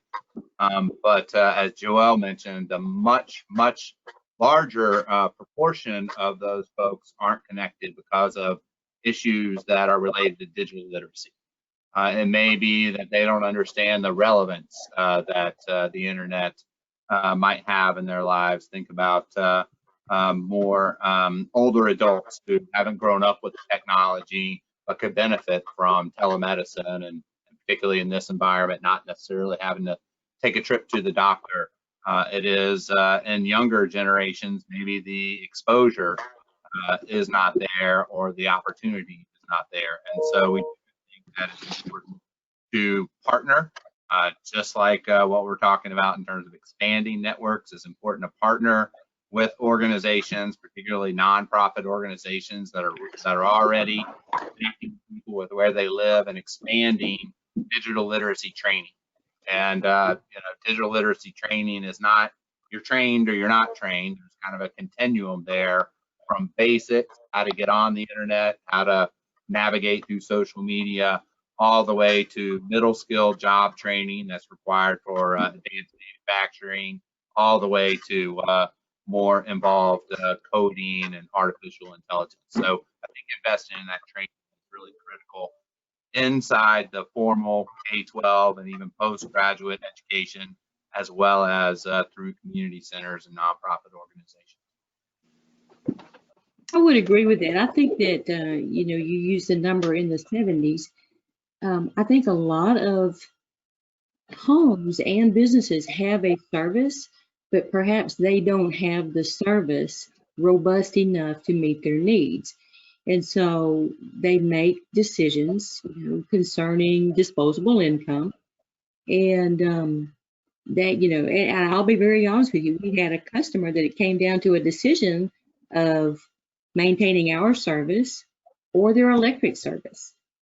Well, they let their electric service be disconnected. You know, and then after all of the battery situations ended, you know, they called in because they didn't have connectivity because their devices weren't powered. But again, I think a lot of it goes back to just the education of our citizens, you know, and them understanding the need, you know, their bandwidth needs and the technology that they are currently subscribed to. And I think that that's a good starting place. Thank you, Lisa. We've got a couple of more commission members that have questions. I have two that are on the list, County Executive Jeff Huffman and Lauren Spires, representing Comptroller Wilson. County Executive Huffman, you're recognized. Can you hear me? Yes, sir, we can hear you.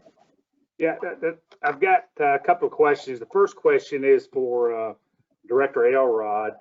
When a municipal electric system issues bonds for a capital project regarding broadband accessibility or any cable, whatever it is, are those strictly revenue bonds, or are those bonds backed by the taxable authority of the city? So when you say that there are no taxes involved, I guess my question is the municipal tax base at all involved, so that if the business venture is not successful, that the taxpayer might be on the you know, have to provide for that, or is it some of both ways?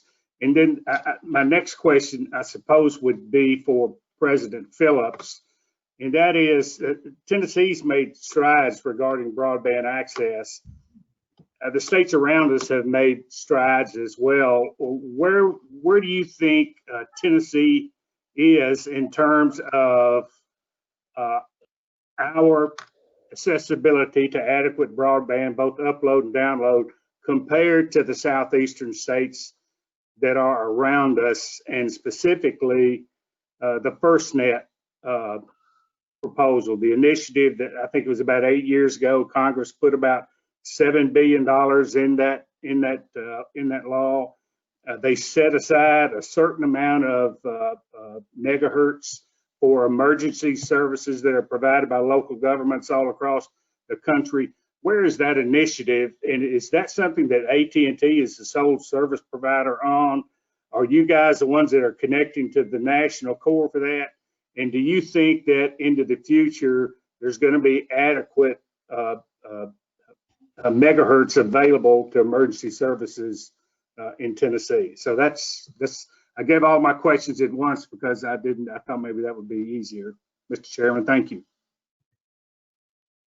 Well, I'll answer your question. That typically, as far as I'm aware, for broadband service, those are revenue bonds.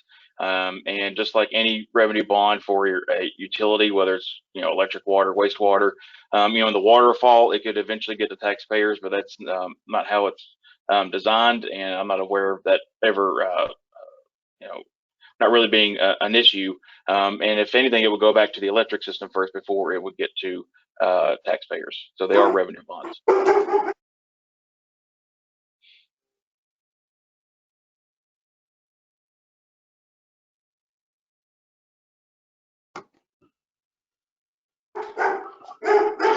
I believe the other question was for President Phillips, but I think Mayor Waters has a comment on the answer to that question. No, I just had another question if they had finished with that. If they haven't finished with that, I'll hold off to ask my. And I believe there's President Phillips is responding to the second part of the question, and then I believe Lauren Spires is next, and then I believe you, Mayor.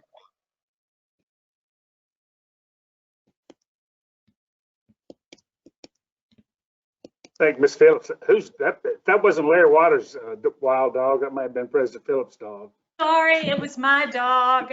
She's been snoring happily through most of this. And then, of course, the minute it's my turn to talk, the UPS guy, who she has some strange mistrust over, showed up. Yeah, the FirstNet network, I'm happy to tell you a little bit more about. The way that law was designed established a bid process to have one carrier take on that role nationally. And AT&T was very proud to win that opportunity. So we are the sole provider. Now, that's not to say that there are not a lot of providers who offer public safety services, but this is the one that's designed to be interoperative, so that one of the things we learned from 9/11 was that police and fire couldn't talk with each other. And that as the traffic on the wireless network, during an emergency got very, very busy, there was no way to prioritize the first responder traffic. So the FirstNet network, dedicated spectrum, provides for that. One of the incentives for private sector providers to take on this role was the opportunity to have that extra spectrum. We've talked a lot about the costs associated with broadband. One of the costs we haven't talked about is the very high cost of spectrum. And that's an important part of the kind of planning that we do. We will continue to build out FirstNet, kind of what we refer to as FirstNet sites. So the additional antenna and backbone needed to make that network robust and operable for the, and this is a national project, so I feel confident that Tennessee will see the same support for that network that we see in the rest of the country. The adoption of that network across Tennessee is our responsibility to go out and convince the various first responders of the value of that, and we'll do that in competition with other providers who also offer first responder service. But I feel like at this point, the spectrum that has been assigned to that should be adequate to the task. Over time, we will continue to just have to monitor that. One of the areas in our industry where there is the most kind of innovation and economic press for innovation is the need to utilize spectrum more efficiently. That's why you've seen the move to utilize things like small cells that enable us to kind of make the ability of our network to handle more data within a band of spectrum more possible. And I would say, in terms of kind of comparing Tennessee to other southeastern states just in broadband policy, we've done a lot of things really well in Tennessee. One thing we've done here is, to adopt more modern regulatory standards that encourage a lot of innovation. So we have, it's possible to be a small ISP, a small internet service provider in Tennessee. There aren't regulatory burdens that only a big AT&T could handle. We've done a lot to try to offset costs, like the broadband grant program. There are still some tax policy improvements that I think would put us on better footing. That sales tax issue that I mentioned is something that our neighbors in North Carolina don't have to deal with, and I occasionally find myself fighting for capital in comparison with my colleagues in North Carolina because of that. But often I've been able to highlight things like the small cell law here. I know we got more small cells in Tennessee than our size would have suggested, that the budget would have been allocated for a smaller state like us, but for that good small cell law. So we've done a really great job with that. The Tennessee Valley in general, we continue to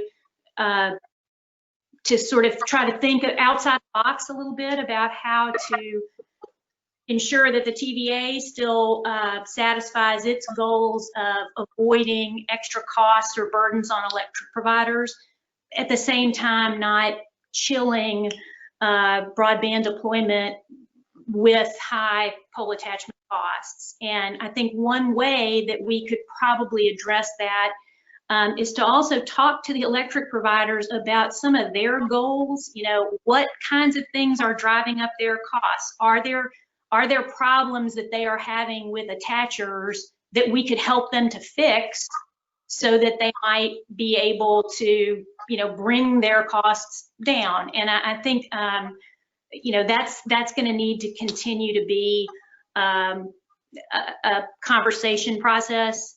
The kinds of attachments that we're making are different now than they used to be. Like one of the things we talked about with TVA was the potential of adopting a sort of valley-wide policy, applying the existing formula for wireline for wireless attachments too, so that it was a sort of technology neutral process. It didn't add a lot of costs in that regard. So, and I guess one thing too, I will also add that you forget how, you know, sometimes things that don't seem connected are. Tennessee's low debt burden is a very good thing for broadband deployment. When entities like AT&T think about our, you know, where it's easiest to do business, when states get in trouble with debt, property tax in particular tends to be a place where they go to address that issue. And we own a lot of infrastructure, so we pay a lot of property tax. And the focus of the Comptroller's office and the policies at the General Assembly designed to limit the state's debt are one of the most important things I think we can do in the state to continue to make it an attractive place for broadband investment. Thank you. Thank you. And my dog apparently has nothing to add at this time. Sounds like he weighs about 150, 165 pounds. She's about 50. She's, you know, she sounds a little heavier than she is. I think that takes us, Dr. Lippert, if I'm following correctly, to Lauren Spires in the Comptroller's office, Comptroller Wilson's office. Hi, good morning. I have a question for Jeremy and maybe Mike.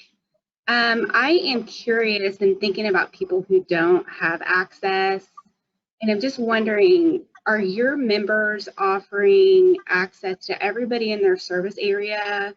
And how many unserved individuals actually have the option to sign up but choose not to? Or are people unserved because they don't have the option? I'll go first, Mike, if that's all right. Most of the municipal providers serve their entire service area, and if ones that don't already, it's their goal to serve all of their customers, and especially with a plan that they have filed with the comptroller and trying to get to all of those customers. To your second, as far as unserved, you know, I think that with a lot of things, you know, what is the definition of unserved or underserved? You know, I guess if you have, as has been said, if you have a wire outside of your home that runs along your street, you know, you are not by definition unserved. You're served, but don't choose to, you know, take that service. I think, you know, with the conversation earlier of why aren't more people doing that, I think it's, you know, still, you know, this year has certainly changed. I think the you know, people's attitudes about getting broadband service. But I still think for a lot of folks, broadband internet service, even cable TV, is seen, you know, as a luxury that they don't need. You know, I can think of, you know, some older folks in my family. They have, you know, a flip phone or, you know, a phone that doesn't need internet, and that's all they want and that's all they need. So they're not going to get anything else. They may get cable TV, but they don't need internet, they think. So I'm not sure if that answered your question at all, Laura. But yes, it did. Thank you, Jeremy. And hi, Lauren, it's Mike. I'll answer the second question first. I think I can speak on behalf of all the panelists when I say that when we use words like unserved or underserved, we are referring to access. That's generally what those terms are referring to. When you talk about whether someone chooses not to take the service or not, that's the conversation around adoption. So you've heard conversation today about access and adoption, and I think that's kind of how those things work together. Your first question, I think electric cooperatives are in a unique position. Under the Tennessee Broadband Accessibility Act, an electric cooperative who forms a subsidiary and becomes a retail ISP does have a statutory obligation to provide service to all of its electric customers. And that is a tremendous obligation. It's one that we took on cheeringly, frankly, because that's the genesis of who we are. Back to the earlier conversation about electrification. It's why we exist, is to provide services to people in places that other models simply couldn't find ways to do. So we take that on as a challenge, and it is a challenge, and it is going to take time. But for those cooperatives that do enter into the retail ISP space, they do have that obligation. Thank you very much. You're welcome.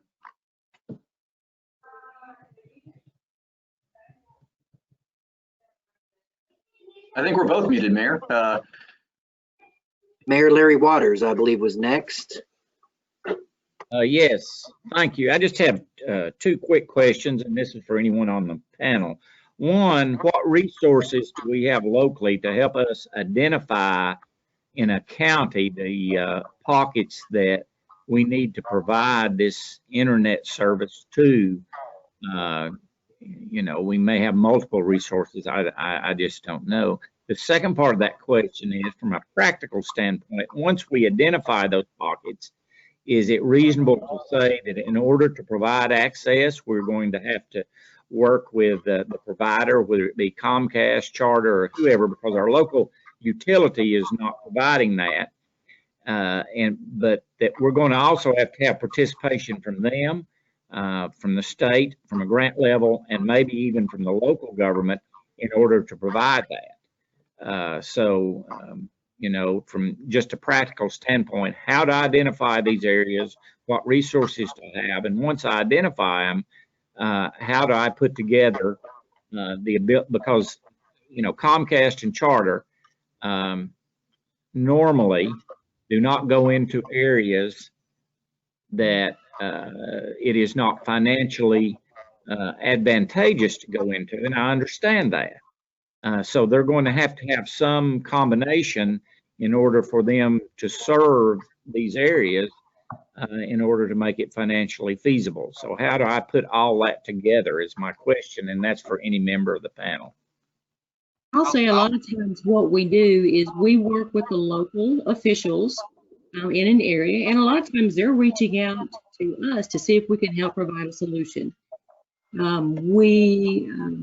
Currently, there is an RDOF, World Digital Opportunity Fund, that is ongoing from the FCC right now. It's a reverse auction, but they have identified several locations across the country that perhaps are completely unserved or very underserved. And so those auctions, the opportunity to do a reverse auction and bid for those areas are currently available. And I'm sure many of the providers on this call are probably participating in that very auction. And so we, again, we work with the folks in the area trying to provide the best solution that we possibly can to meet their needs. And again, a lot of times they're coming to us to look for a solution and to help them provide that very real needed service to folks in their area. And it's also, again, an educational opportunity. We just, we firmly believe in the free market system in Tennessee, and we really want, there to be opportunities for us to all compete and provide service to these unserved individuals. I think to add, if I could. go ahead, Joelle, I'll follow you. Oh, okay. Thanks, Sandy. I was going to suggest two other resources. Commissioner Arnold and the team at the Department of Economic and Community Development, because of their engagement in the grant program, they are really staying close to the FCC and the other national broadband mapping kind of entities to really try to get a clear picture of where there are areas where either there's no service or the service is too slow or not robust enough to really qualify as a modern broadband service. The FCC is kind of uses its carrier data to develop those maps, and then goes on to do some kind of additional investigation to be sure that that information is accurate. And at first, that mapping really wasn't very good because it wasn't very granular. It would say, yeah, there's broadband in that area because maybe one person on the street had it, but didn't account for those other pockets. And so there's been a lot of push at the FCC to improve the granularity of their broadband mapping. I would say that in Tennessee, the Department of Economic and Community Development has kind of taken on that responsibility to, evaluate those things more closely in the context of their grant program. And then where you do identify an area that, if the electric provider is not interested in providing broadband there or hasn't yet done so, and a commercial provider isn't doing it, there are opportunities under state law to do these kind of joint provisioning or community projects where a local government can do an RFP to say, who will come and do this with some community support, and people can kind of reverse auction, meaning bid to see who comes up with the least amount of support needed. Sometimes that support we found in the COVID era with schools, where we really needed to be sure that families were getting broadband for their kids during this time.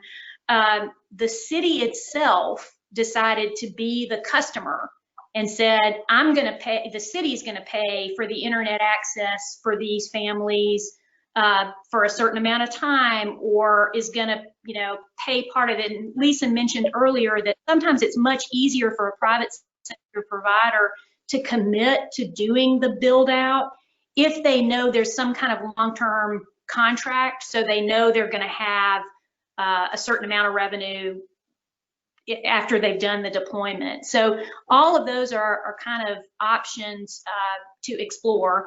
And I would say first stop is to reach out to Commissioner Arnold and get some examples of some of the grants that they've done, and some guidance about where to go for the best broadband mapping for your community.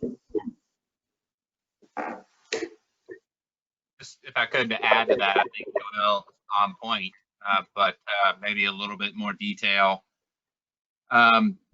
First, cities and counties often have better data in terms of where homes might be located, addresses, whether it be through a municipal utility or whatnot. So I think that's a good starting point, is making sure that the prospective provider and the community are on the same page in terms of where these households are. It goes to Joelle's point of mapping, so that data can come from different places. And then once you identify a cluster of homes that you're looking to be served, I think the first step is to understand how many of those folks actually want to be customers. And depending on what that looks like, that dramatically impacts the amount of capital that can be deployed if you can model out what is the revenue attached to that. And if that does not necessarily in and of itself get to the point of where the capital is. I think there is a number of options that we have either engaged in or pursuing with others. One, certainly the grant programs the state as administering, or the numerous federal grant programs. I think there are some other things that kind of fall into the typical economic development playbook. Maybe that there's an opportunity to do a tax abatement, and you can do a tax abatement on the property tax that the entity pays the jurisdiction on all its network, and maybe offsetting some of those costs can justify making that incremental expense. We've had communities reach out to us about pole attachment rate. If we roll back our pole attachment rate and create savings, does that help to rationalize incremental investment in broadband networks? On the revenue side, we have the County Association in Georgia has suggested the prospect of creating special service districts, which I think have been used to fund streetlights and other things, and a cluster of homes who may want to get service could have establish a special service district with the partnership with the local government to create funding mechanisms that may cover that gap between what would be a kind of commercial standard allocation of capital and what the cost is to reach the cluster of homes. So those are a few other things to consider, but be happy to have a further conversation with you about that offline. Go ahead, Jeremy. Thank you, Mayor. Real quick, oftentimes when a municipal provider looks to get into whether or not they should begin offering broadband, they talk to elected officials, the mayor, city council, but something they also do is send out a survey to all of their customers of, are you happy with your broadband service? If your municipal electric utility started offering broadband, would you pay for that service? And that helps make a decision on whether or not to offer service. And also in piggybacking a couple of others pointed out, better mapping, I think it would be really important, and we appreciate ECD tackling that, because it's hard to make decisions if the data that you're using going into making these decisions isn't as precise as it needs to be. And to your point of, if your electric utility is not offering service, and I hate to be a broken record, but that's where changes in state law perhaps could allow more of a partnership, where if your utility, if it's not necessarily feasible for them to go into the broadband service, perhaps they have a need on the electric side of it, of putting up fiber and some communication, perhaps not to their entire territory, but to some of it. And then that neighboring electric provider, whether it's municipal, cooperative, could come in, at least some of that fiber, and then either in partnership with your provider or on their own offer retail service to your customers. But all of that would require a change in state law. Well, Jeremy, thank you for those comments, and I have just checked with Dr. Lippert to see if there's anybody else on the commission or on the WebEx meeting today that has additional questions or comments. There are none as of this time. I would like to thank each member of the panel and Dr. Owen for putting together this incredibly informative, as you can tell by the length of how long we've been talking about this. I'm always impressed, Ms. Cope, with anyone that can work in the word telephony into a Zoom call. So I did want to commend that. Mayor Holland, congratulations on getting the entire city of McKenzie. I got to talk with you offline about how you did that as the new mayor of Cleveland, because what's been talked about off and on is the fact that legislative changes are needed. And as Jeremy mentioned, I was very close to that point in 2015 with a municipal broadband bill that unsuccessfully was not successful. And in 2017, my colleague here in Bradley County was thankfully able to pass what we're talking about today, the rural broadband deployment. Unfortunately, we municipalities, I chaired my MPO meeting yesterday, I don't qualify for Sammy Arnold's grants. And until we can figure out a way to work around the law, We still have, I don't need mapping to tell you. There's a business that I'm about to lose of young tech-savvy entrepreneurs, as was mentioned earlier, that's about to leave Cleveland, and they are on Courthouse Square. They're not in the rural areas. They're not way out somewhere. They are literally in downtown Cleveland on the county seat Courthouse Square and cannot get service by any provider today. And so we've had a couple of folks that have tried to get there, and how in the world we can still be talking about this in a city the size of Cleveland with a $100 million new auto plant on its way to my city is just baffling to me. But that's why I think the January 15th, 2021 report is going to be so important on answering these questions. And I'm incredibly grateful to all the members of the panel for the insight that you've given us today as a commission. And Dr. Owen, I will let you have any closing comments if you would like before we go to the next tab. I would just like to close again by thanking our panelists today. I would like to thank them for working with staff through our research process and for making themselves available. And for members, if any of you all have any questions about this project, please reach out to our staff as well. We'd be happy to talk through those issues with you.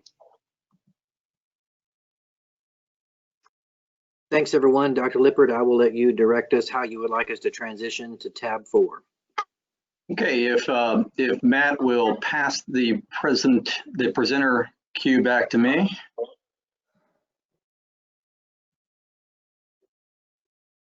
Hold on my way. Okay, thank you. Okay, thank you. Thank you, Matt. Thank you, Mr. Chairman. And let me pull this back up so I can see people again. Hold on, there we go.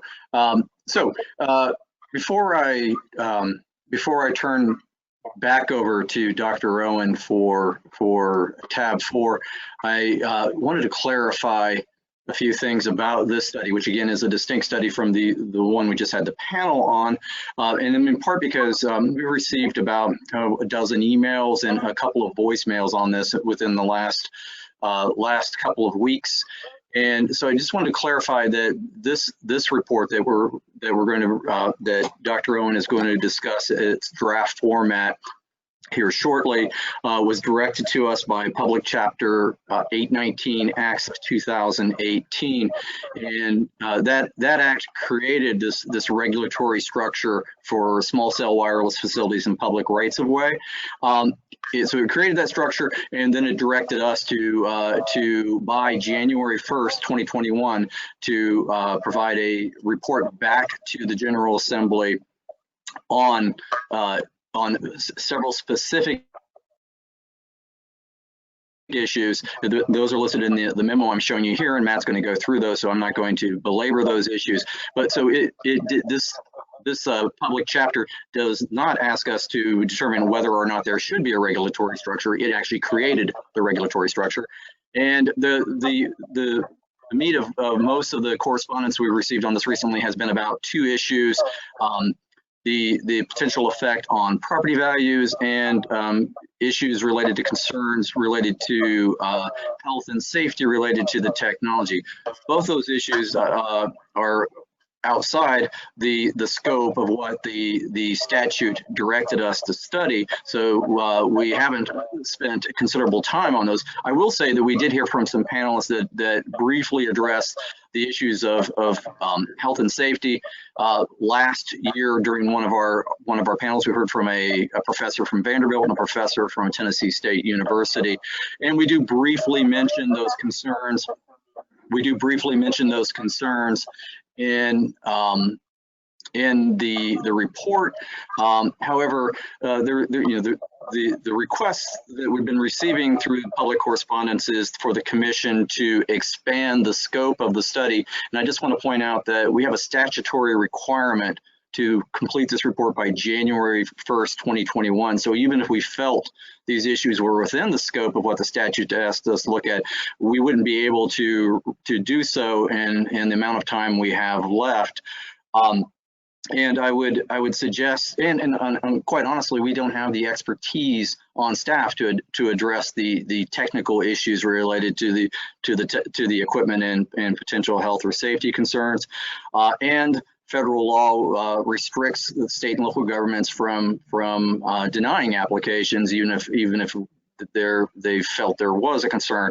So my recommendation is anyone who would like the state of Tennessee to pursue a study on these issues should correspond with their state representatives and request a study by those who do have the capability and the time to complete such a study.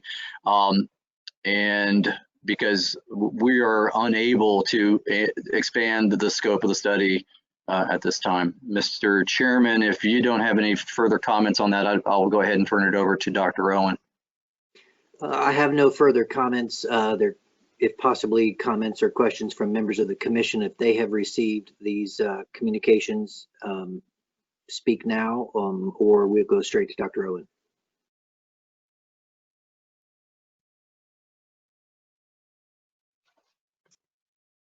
Dr. Owen, you are recognized.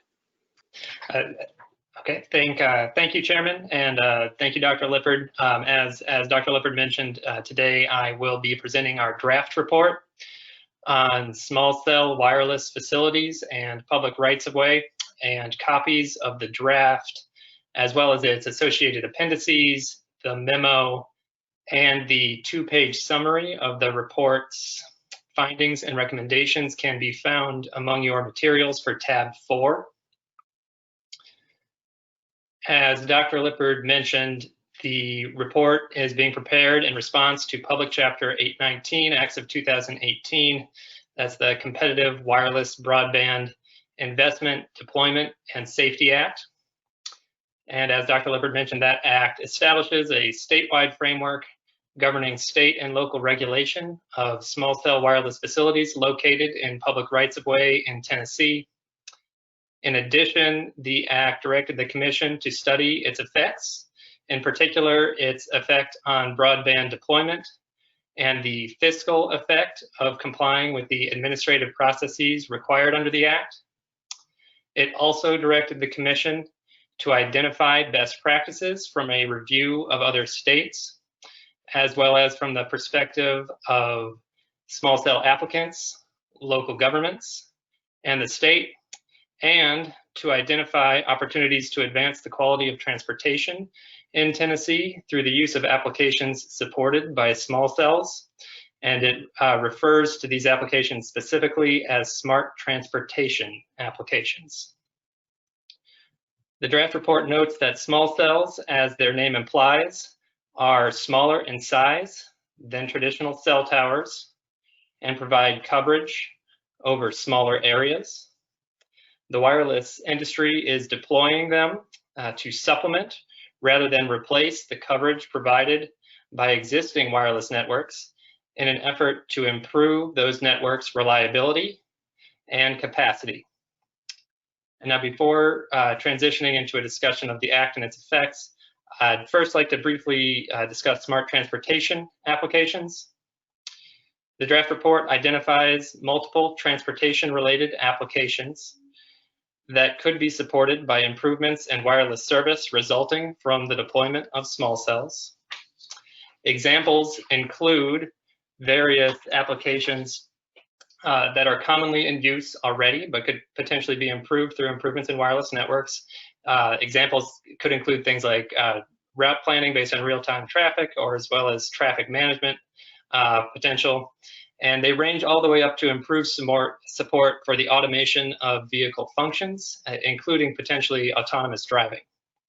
The report finds that although there is optimism about the benefits that could result from improvements in wireless networks in the long term, there is also some skepticism regarding how quickly these improvements will result in the development of products or services that consumers are willing to pay for. Now, transitioning back to Public Chapter 819 and its effects, the report notes that Tennessee is not alone in enacting a small cell law. In fact, it is one of 28 states to have done so, all within the last 5 years or so. And you can find a map of these states on page 25 of the report. And there is also an overview of the general framework for these states found in Appendix C. In addition, the Federal Communications Commission in 2018 adopted its own small cell order governing the regulation of small cells nationwide. It applies to both states and local governments, regardless of whether an individual state has adopted its own small cell law.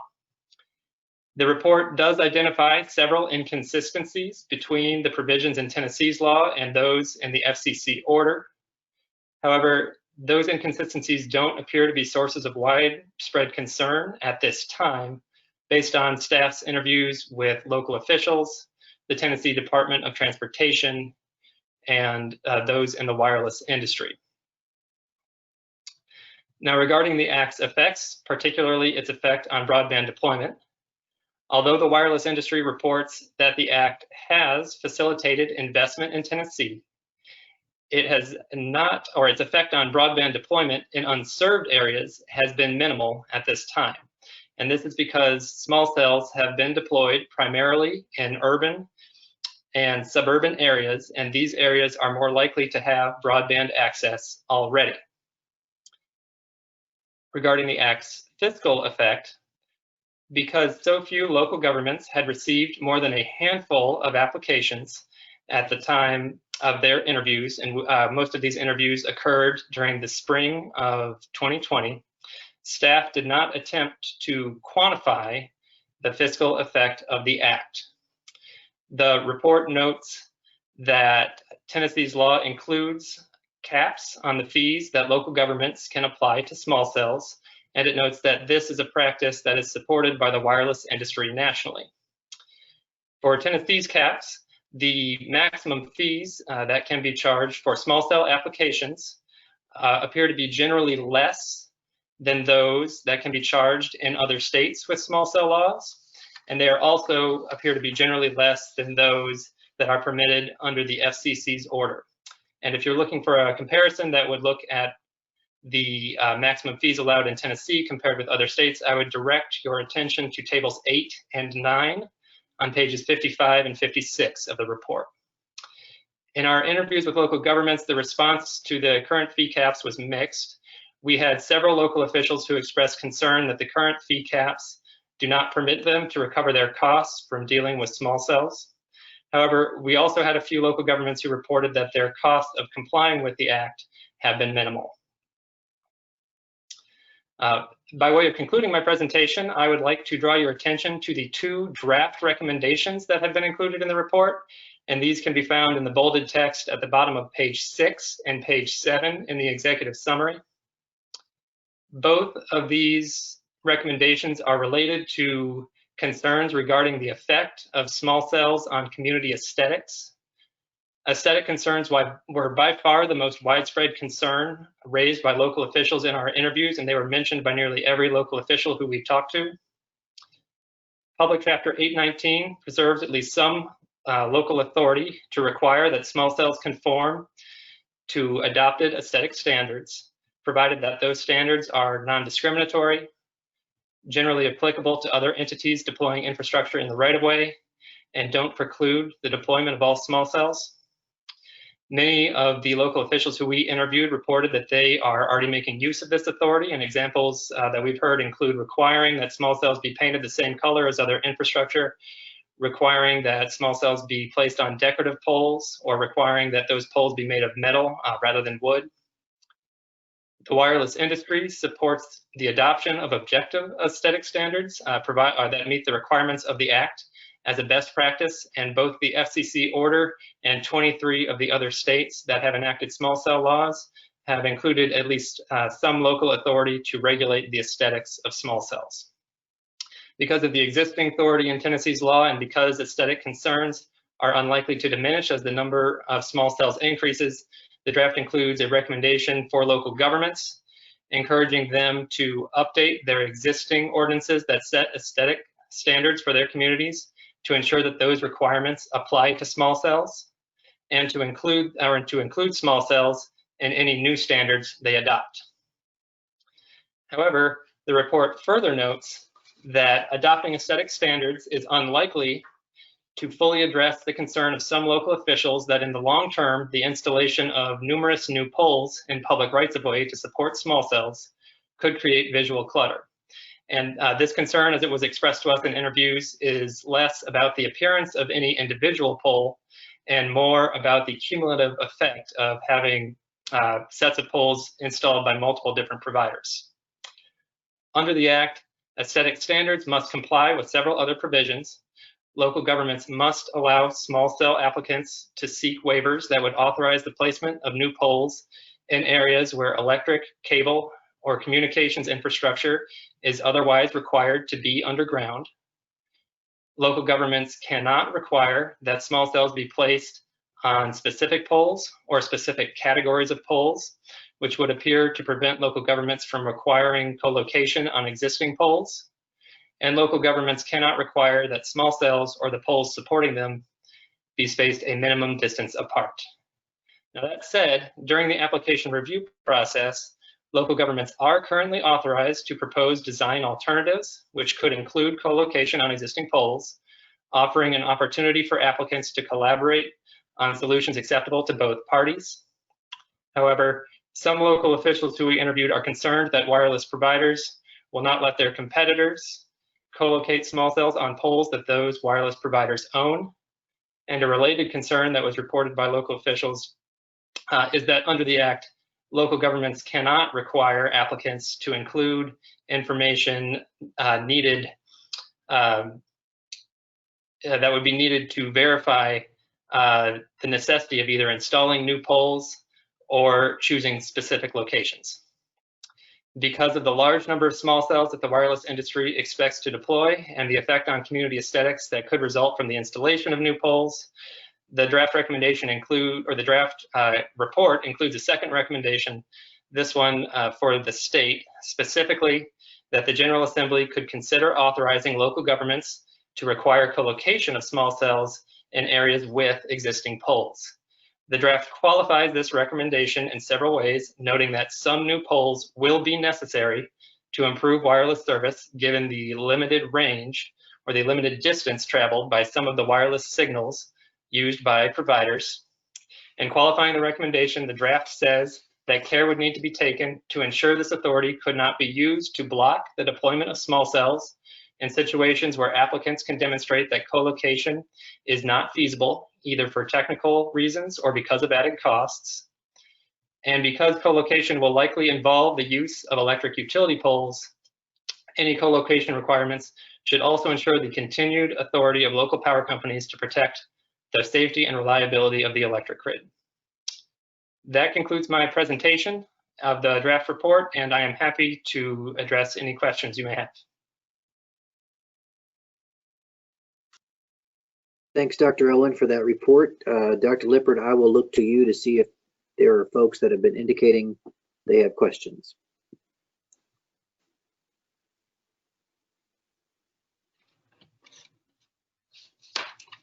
I see Mayor McDonald. I'm sorry, I was muted myself. Mayor McDonald, yes. Sorry about that.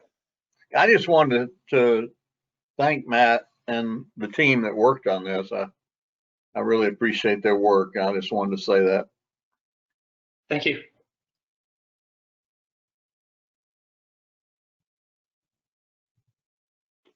Thank you, Mayor McDonald. Dr. Lippert, do you see anyone else that's indicating questions or comments? I know that this is a draft for review and comment, not necessarily for a vote today.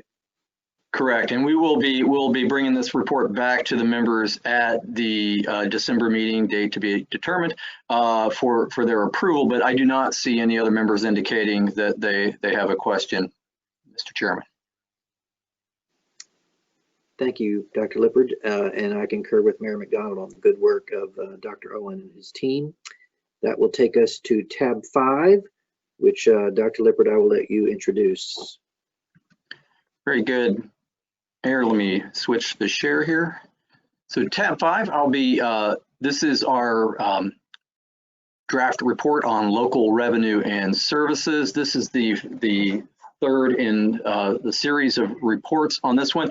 I just want to make one comment on this before I turn it over to Michael Mount, Senior Research Associate Michael Mount, and that is that after some discussion with you, Mr. Chairman, and we are planning to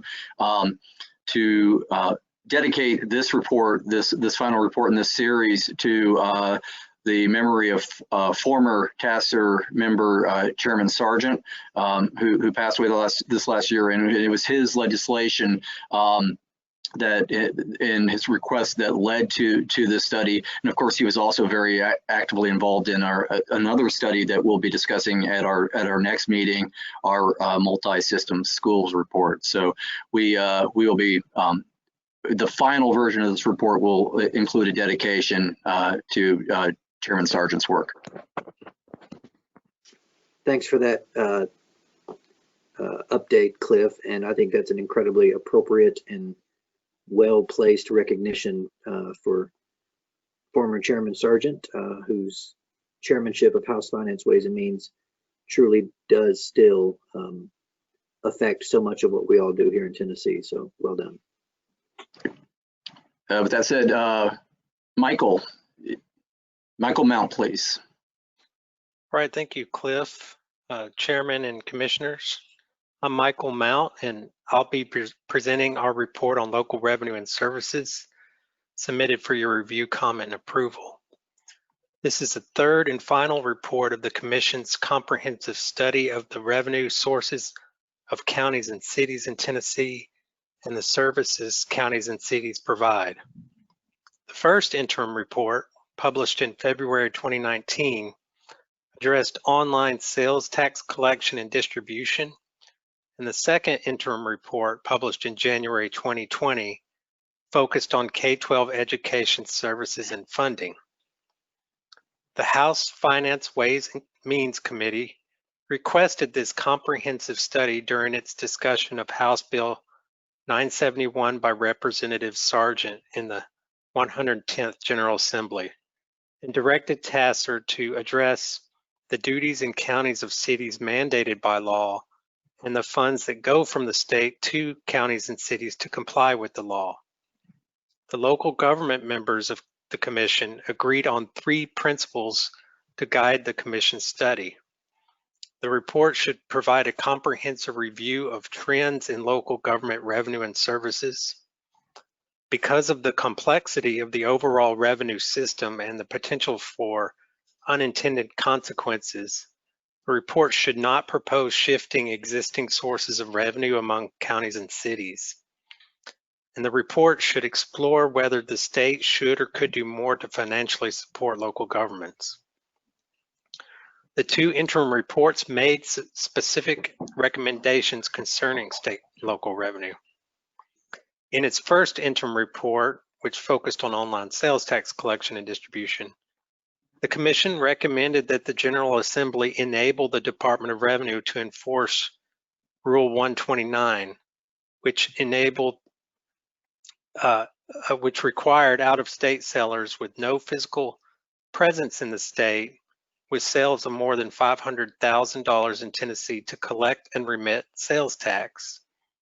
The General Assembly subsequently enabled enforcement effective October 1st, 2019. The sales threshold was subsequently lowered from $500,000 to $100,000 effective October 1st, 2020. And marketplace facilitators like Amazon, eBay, and Etsy were required to collect sales tax on behalf of their sellers. The General Assembly also eliminated the uniform 2.25% rate option for local option sales tax in 2019. Instead, out-of-state sellers are required to collect and report local sales tax based on the local jurisdiction where the sale is shipped to or delivered. In other words, destination-based sourcing, as recommended by the Commission. The Commission also recommended against limiting the single article cap to motor vehicles, aircraft, watercraft, modular homes, manufactured homes, and mobile homes. However, this and other streamlined provisions are set to become effective July 1st, 2021 without further action by the General Assembly. The General Assembly has postponed the effective date of streamlined sales tax provisions every 2 years since they were originally set to become effective in 2009. In the second interim report focused on K-12 education services and funding, the Commission said that given the ever-evolving needs of communities in Tennessee and the likelihood that the basic education program funding formula could better account for these needs, a comprehensive review of the components should be made by the BEP Review Committee or other designated state and local officials or other stakeholders to ensure that the BEP funding formula supports a commonly accepted basic level of education for Tennessee students. Especially relevant as school systems rethink how they deliver education services during the COVID-19 pandemic.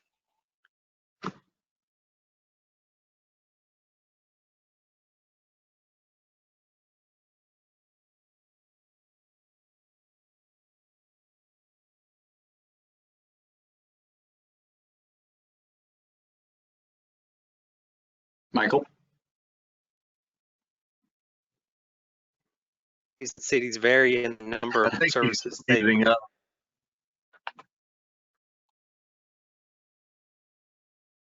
Michael, can you hear me? Yeah, am I breaking up? You were breaking up, yes, sir. Michael, if you like, just turn off your webcam. Turn it up, okay.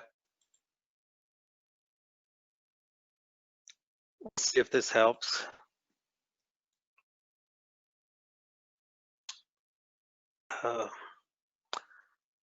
Counties and cities are required to provide some of these services under the Tennessee Constitution and state law.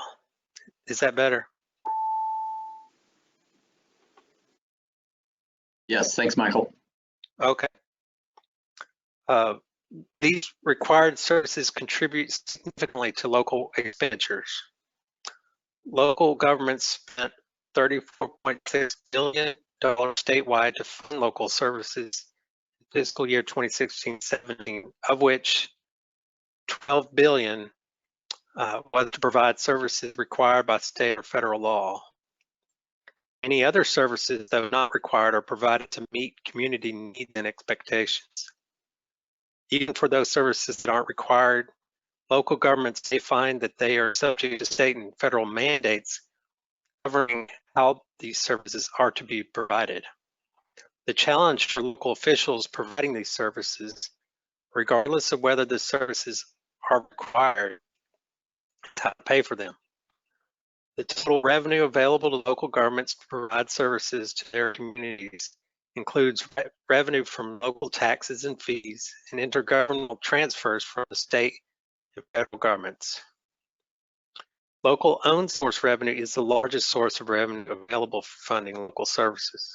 In fiscal year 2016-17, of the $34.8 billion that was available to local governments in Tennessee, according to Census Government's data, $26.7 billion was own source revenue, or local and taxes and fees. Of the remaining amount, $7.4 billion was from the state and $705.5 million was from the federal government. Local fees, which include charges billed to customers for services such as electricity, natural gas, sewerage, water, hospital care, parks and recreation, and transit, among others, account for 57% of the own source revenue local governments received in fiscal year 2016-17. Many of the services for which these fees are charged are funded almost entirely by the revenue generated from them, and use of fee revenue is often limited to providing the service that generated it. Another 30% of own source revenue comes from local taxes, and the remaining 12% was employee retirement, interest earnings, special assessments, sale of property, and other revenue. Although adopted locally, the types of taxes and fees that can be levied by local governments, and in some cases the maximum rates that can be charged, are determined by state law. The share of the revenue provided by the state and local governments has been relatively consistent, particularly over the last 2 decades, even though the General Assembly has recently enacted state laws increasing funding for certain services. State revenue accounted for 21% of revenue available to local governments in fiscal year 2016-17, the same percentage it accounted for in fiscal year 2000-2001. Percentage of overall state revenue that the state has distributed to local governments has also remained relatively flat, hovering around 22% during the last 2 decades, with the exception of the 2007-2009, and the percentage peaked at 31%. Most of the revenue local governments receive from the state is restricted for use on K-12 education.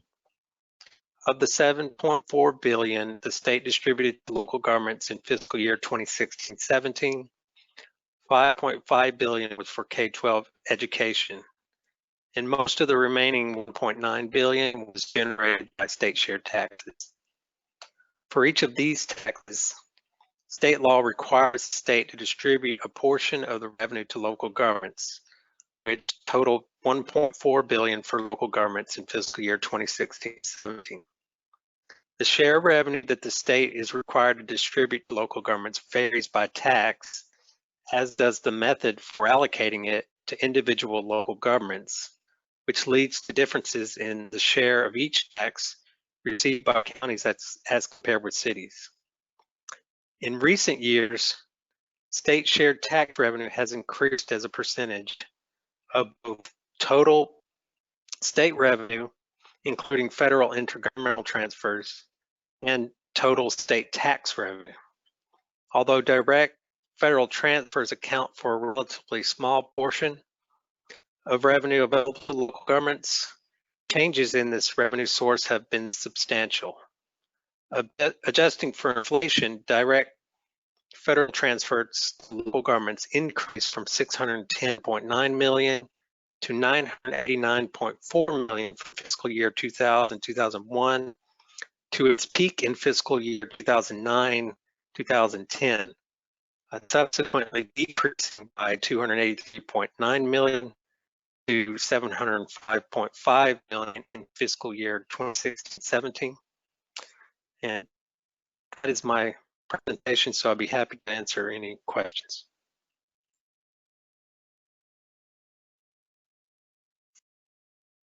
Thank you, Dr. Mount. And Dr. Lippard, I will ask to see if you have any folks that have indicated that they have questions, and how ironic that tab 5 was interrupted because of lack of broadband deployment. I'll leave that for another discussion. I have not received any messages requesting to speak. Oh, wait, County Executive Huffman's raising his hand, Mayor. County Executive Huffman, you are recognized, sir.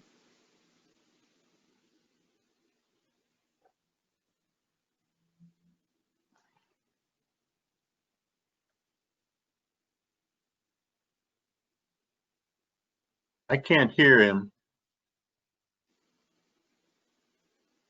I think he's having audio problems. County Executive, if you want to send your question as a chat to the group, and then I can read that aloud so that anyone watching from home can see it as well, hear it as well.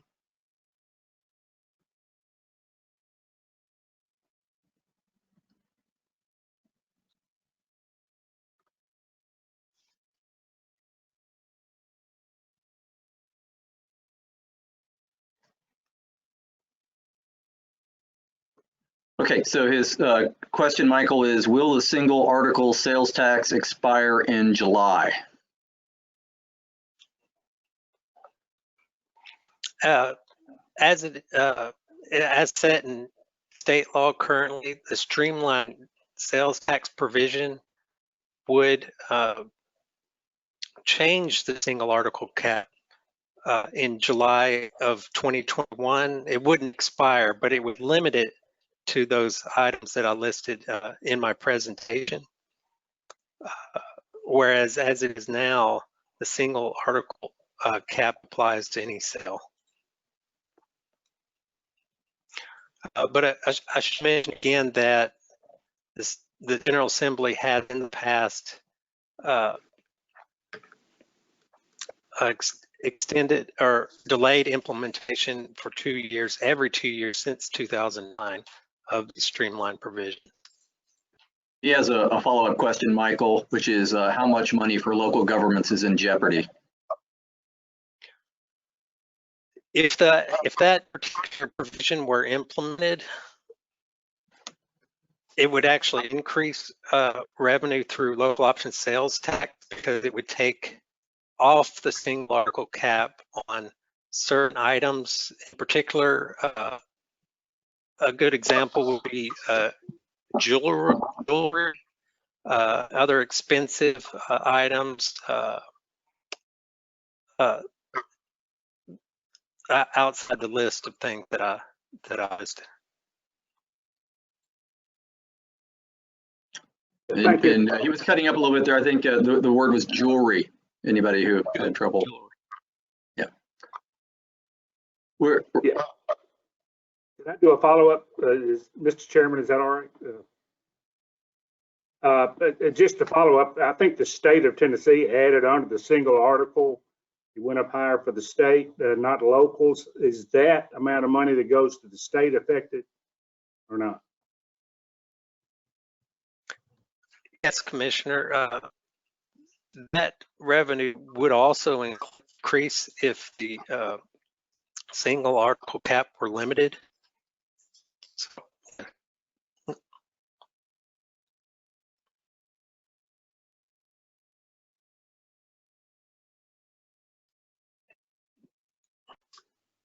I hope that answers.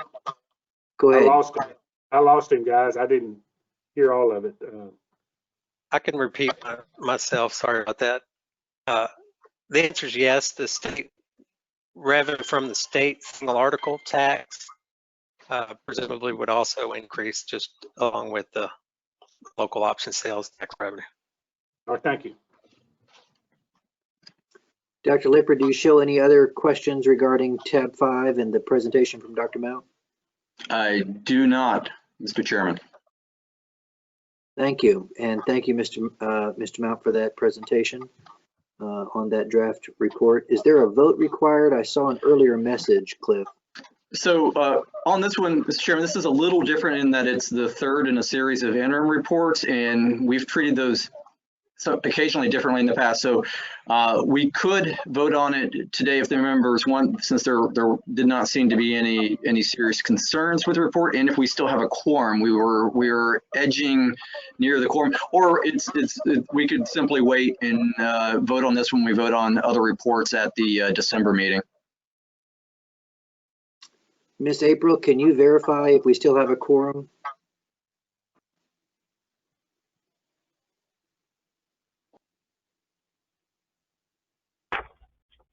I believe, I can't tell because some of the people are gone, so I can run another attendance for you.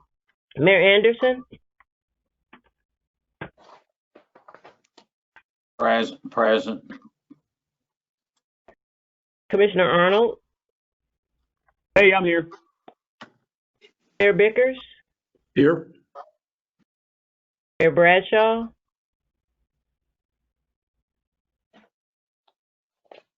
Mayor Brooks? Here. Mr. Clifton? Here. Representative Crawford? Here. Commissioner Davis?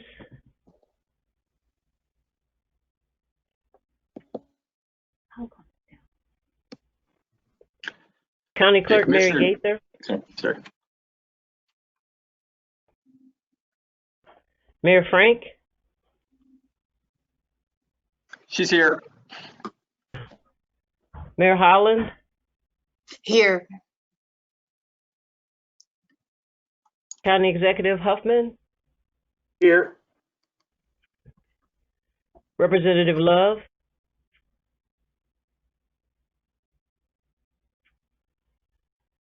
Senator Lundberg,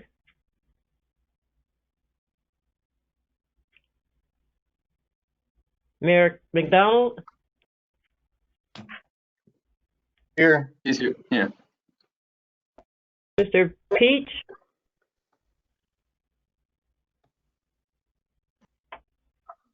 Mayor Waters,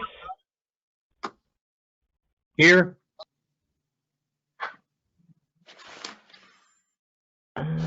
Senator Yarborough, Here. that gives us 13. Commissioner Davis has returned. I know she had a budget hearing, so she is here also. Okay, that gives us 14. I don't know if you got me counted, April. Oh yeah, Lauren Spires also. Okay. Yep. So we do have a quorum, Mr. Chairman. Chairman. Oh. Mr. Vice Chairman, I don't know if it makes a difference, but on the roll call there, I was called Commissioner Crawford, and it should be Representative Crawford. I'm sorry. Glad to have that money, but you know. I'm sorry, I just read it wrong. I do have you as Representative Crawford. Thank you. Thank you, April. So that gives us a total of 15, which allows us to have a quorum, which allows us to take a vote. Prior to that, we do need a motion to accept this. This is Tom Vickers. I'll move we accept the draft report as the final report of the commission. And this is Roger Anderson. I'll second. Thank you both. We have a motion that's properly seconded. I do have a question. Since we've had a motion and a second, would I be able to ask a question? Certainly, Mayor Holland, you're recognized. Okay. Is there any type of a conflict between the two areas? Well, it went away. Oh, I'm sorry. Hold on. That's I'll bring it back. There you go. Sorry. Okay. The areas, because of the complexity of the overall revenue system and the potential for unintended consequences, the report should not propose shifting existing sources of revenue among counties and cities. And then the next section, the report should explore whether the state should or could not or could do more to financially support local governments. Is there any type of conflict between those two at all? It sounds to me like one is saying, no, we shouldn't look at shifting any money, and then the next one looks like we could give more financial support to local governments. If I could respond, Mr. Chairman. Certainly. I can see where that could be seen as a conflict, but I think the way, and I invite any of our local members to step in and correct me, but I believe their intent in that, going back to our local member meetings, was they wanted us to look at ways the state could do more to assist local governments if we found that to be necessary, but did not want one of those things to be a shift in revenue distribution among cities and counties. And specifically, one of the things they were interested in us looking at was education funding and the possibility of funding from new sources of revenue as a result in the change in online sales tax that was implemented. Okay, I believe that was the intent of that guidance. Okay, I just wanted to make sure that nothing more was going to be taken away from the local governments, because I know back in about 2002, when they were trying to balance the budget, it was adjusted and it's never been readjusted. We've never received our fair share from that again. So I just wanted to make sure that. And that was one of the examples our local members brought up during discussions during those local member meetings. Thank With you. that in mind, Cliff, where is that noted in the report? I'm sorry, the 2002 shift, Mayor? Yeah, the fact that it never went back. I believe that's discussed in the background information in the back of the report. Is that correct, Michael? Hi, I'm sorry. Y'all were breaking up for me a bit, but Appendix A gives the complete update on the online sales tax, our first interim report. So I think that may address what you're talking about. No, he's actually talking about they're talking about, Michael, the change in 2002 and distribution to local governments. It was part of plugging the budget gap that year. Oh yeah,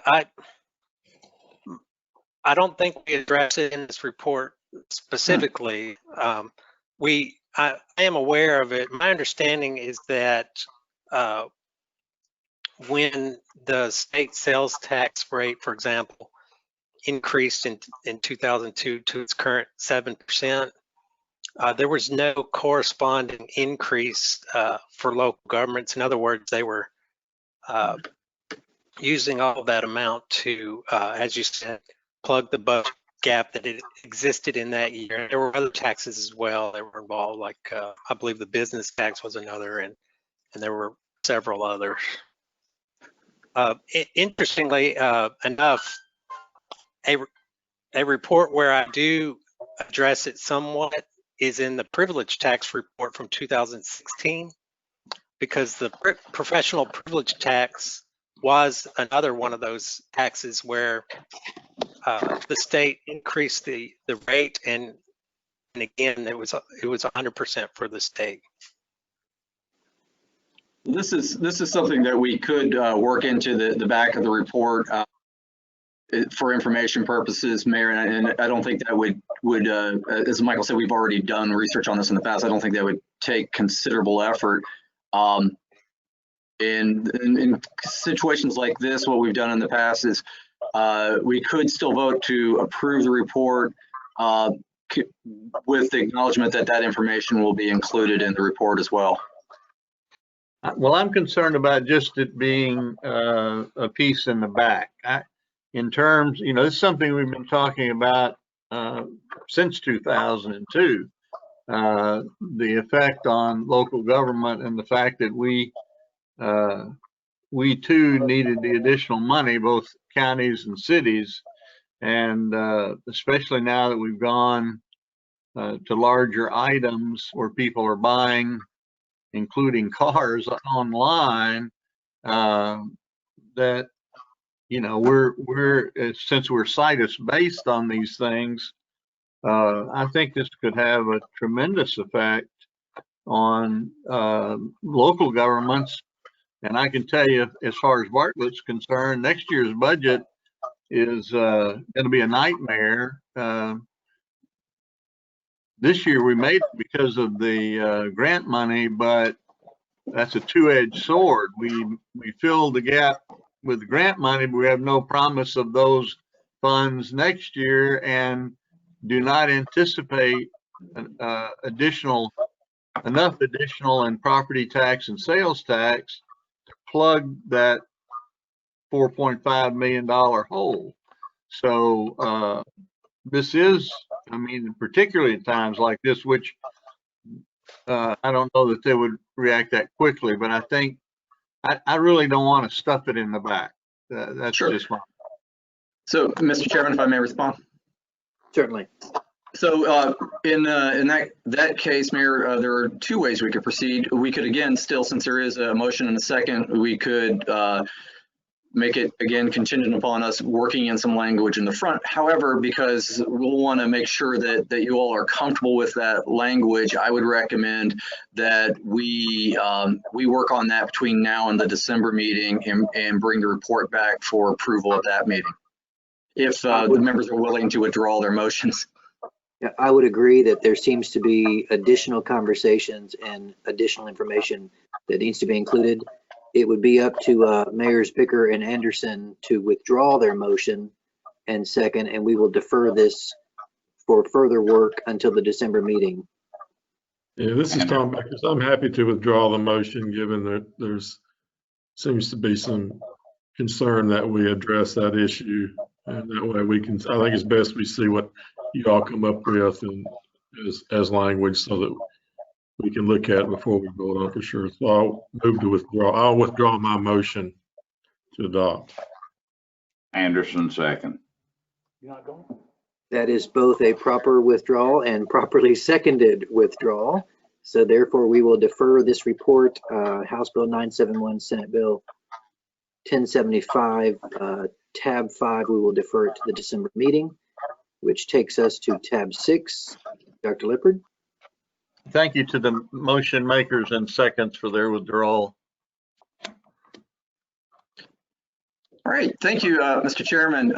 So that brings us to the final tab, tab 6, which is on our draft report for review and comment on right to shop, and this will be presented by Senior Research Associate Jennifer Berry. Jennifer.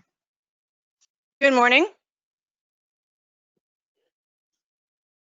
I'm presenting the draft report addressing cost savings of right to shop programs in other states for your review and comment this morning. And the draft is behind tab 6. We prepared the draft in response to Public Chapter 407, Acts of 2019, Tennessee's right to shop law, which directs the Commission to perform a study of any cost savings realized by enrollees with health plans in other states that have adopted incentive program legislation or incentive programs that reward enrollees for shopping and choosing lower cost healthcare service providers. The study is to include cost savings resulting from programs offered by both private health plans and state employee health plans, and at a minimum to look at programs in Arizona, Florida, Kentucky, Maine, and New Hampshire.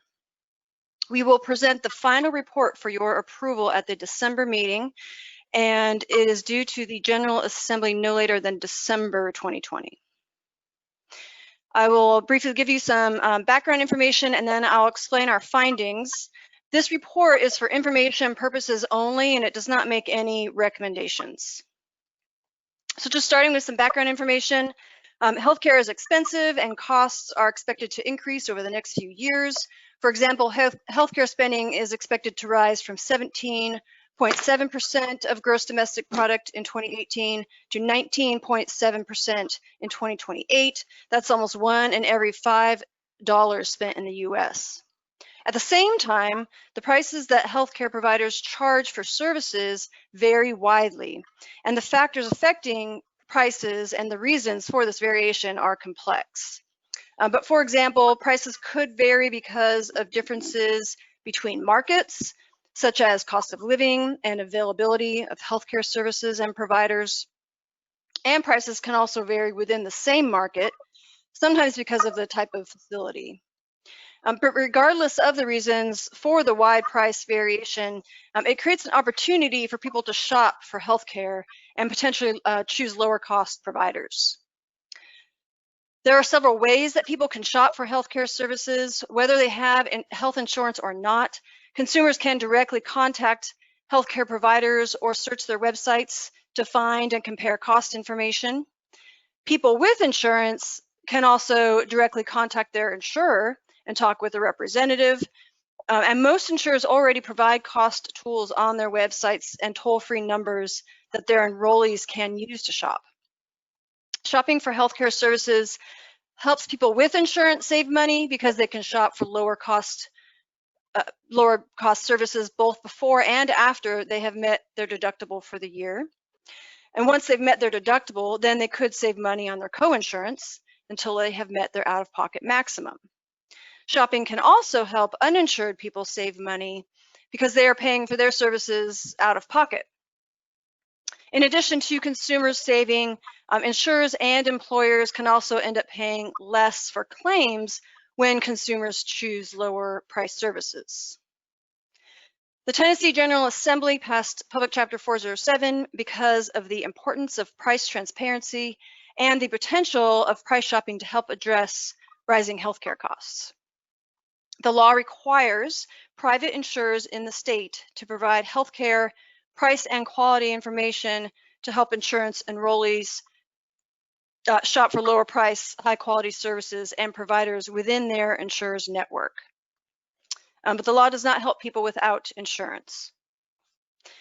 We found that while shopping can help, potential savings from shopping is limited, partly because the types of healthcare services that people can shop for are limited. Services that are considered shoppable are ones that are elective and planned and not urgent or not emergencies. Shoppable services are estimated to be about 43% of all healthcare services. For example, imaging, testing, physical therapy, and some common surgeries such as planned knee and hip replacements are types of services that are considered shoppable. Another possible limitation to shopping is that patients often have a relationship with their doctors and they trust them, and so they're likely to follow their doctor's recommendation for procedure rather than shop around for a lower cost provider. Consumers also need choice among providers to be able to shop. This tends to be more of an issue in rural areas where there might be only one or even no provider offering a particular service, and the patient might need to travel a long distance to have access to the service or a choice in providers. However, even with these limitations, studies have shown that having access to price tools can result in some savings for insurers and consumers. Some states manage online cost tools that the public can access that could help both the insured and the uninsured, but Tennessee does not have one of these types of public websites.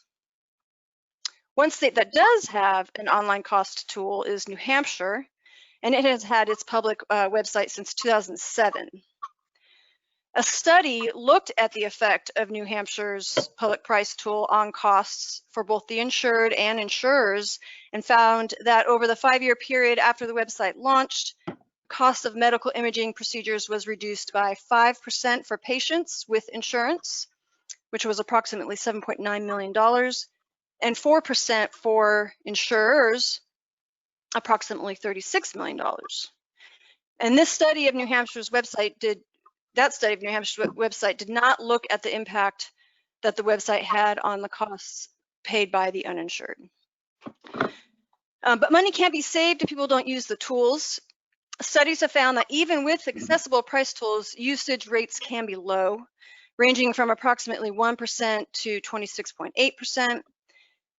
To encourage patients to use tools and shop, several programs either authorize or require several states either authorize or require insurers to implement incentive programs that reward insurance enrollees for shopping and choosing lower cost healthcare providers. In Tennessee, Public Chapter 407 authorizes the State Insurance Committee and private insurers to implement incentive programs. These programs, which are also called rewards, shared savings, or right to shop programs, encourage people to shop by rewarding them with incentives such as gift cards or cash, often ranging from $25 to $500. And the programs can be offered by state or other government employee health plans, private employers, or insurers who share savings with the patient by giving them a reward if the patient chooses a lower cost provider. Public Chapter 407 also required the Tennessee State Insurance Committee to conduct a study, and its December 2019 report found that offering price comparison tools alone does not increase enrollee shopping, and that pairing incentive programs with price tools works better. The committee reported that the state employee health plans with incentive programs achieved modest savings that were immediate and measurable in the short term. In our study, we found 8 states that have incentive programs as a part of their health plans for state or other public employees, such as city, county, and school district employees. Those states are Florida, Kansas, Kentucky, Missouri, New Hampshire, Texas, Utah, and Virginia. Most of these states' programs are relatively new, and the data that was made available to Commission staff is somewhat limited. Kentucky's and New Hampshire's programs are the oldest. Kentucky began their program in 2013, and New Hampshire's state employee program began in 2010. Those two both started with pilot programs. And you might perhaps recall from our January meeting earlier this year that Jenny Goins, now former commissioner of the Kentucky Department of Employee Insurance, testified to the commission about the Kentucky State Health Plan Incentive Program. The other states, Kansas, Utah, and Virginia, started their programs in 2018. Florida started its program in 2019, and Missouri and Texas both started in 2020. But based on the information that we did receive, participation rates and savings in these 8 states' programs vary. Table 1 on page 8 shows a summary of the data that we gathered from these other states that have programs. Depending on the state, anywhere from 1% to 53.2% of health plan enrollees have shopped for healthcare services, while 1% to 43.7% of enrollees have received incentives. For example, the total amount of rewards paid to enrollees during the first year of Florida's program was $645,500. New Hampshire paid $674,000 to its state employee enrollees in 2019, and Kentucky paid $2.3 million to its enrollees during the 7 years of its program. The participation and the average amount saved per enrollee varies depending on many different factors, such as the number and types of services included in the program, how the program is promoted, and then regional variations in prices. But overall, the incentive programs save both the health plans and the enrollees money, and staff in the states with programs view them as beneficial and worth the investment. They also say that the administrative costs have not been significant. In contrast to states that have implemented programs, in Arizona, which is one of the states that we were directed to study, the state employee health plan was required in 2018 to analyze the cost effectiveness of an incentive program. And based on its analysis, the state decided not to implement a program because it found that it wouldn't save money. Instead, the state chose to address cost by designing its employee health plan with tiered or narrow networks. And Massachusetts also had an incentive program in the past, but it discontinued it because of low participation. So looking beyond the programs that affect only state and other government employees, a few states either require or, like Tennessee, authorize private insurers to offer incentive programs to their enrollees as part of their individual and small group plans. And one 2019 study of 29 employers that started an incentive program in 2017 found that prices paid for targeted services decreased 2.1% in the first 12 months of the program. And that study also found that employers saved a total of $2.3 million, or about $8 per health plan enrollee, which mostly resulted from MRIs and ultrasounds. In our study, we identified 2 states, Maine and Virginia, that require private insurers to offer incentive programs to their enrollees. In 2019, the first year that the law was in effect in Maine, 3 of the 7 insurers in the state paid $5,705 in incentives to a total of 82 enrollees, and that's an average of $70 per enrollee. In Virginia, insurers are required to offer incentive programs to small group health plans by January 1st, 2021. There are 3 states in addition to Tennessee, Florida, Nebraska, and Utah, that authorize private insurers to enact incentive programs. And as of August of this year, no insurers have yet started programs in these states. So to summarize, the Commission study has found that shopping for healthcare services can result in some savings for both consumers and insurers. And when price tools are combined with incentive programs, they have the potential to save more. A few states have implemented incentive programs for state employee health plans or have required private plans to implement them. but usage for both the tools and the incentive programs varies widely. The data show the programs do produce cost savings, but there's not yet enough data to determine whether the savings are significant over the long term. And thank you, and I look forward to your questions.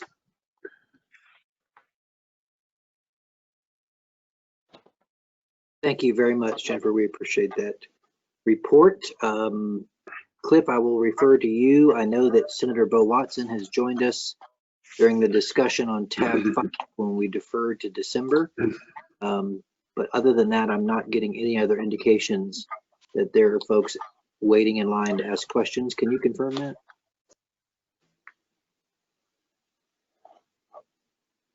Mayor Bickers has raised his hand, and I believe Mayor McDonald has as well.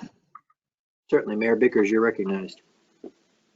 Yeah, let me say that I appreciate the good work on this, and as someone who's purchased private health insurance for myself and my employees for more than 3 decades, I can attest to the need to try to rein in healthcare costs.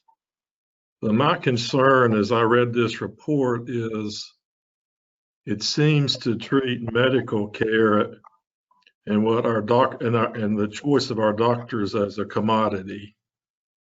And as a lawyer, I like to think I'm not a commodity, that people make their choices about who they hire on their important aspects of their life based upon things other than how much I charge. And I would hope that most people do that when they're making decisions about who's treating them, to the extent they have that option. And so the reference I saw was as a hurdle to cost savings by shopping for medical services was the relationship between people and their healthcare provider.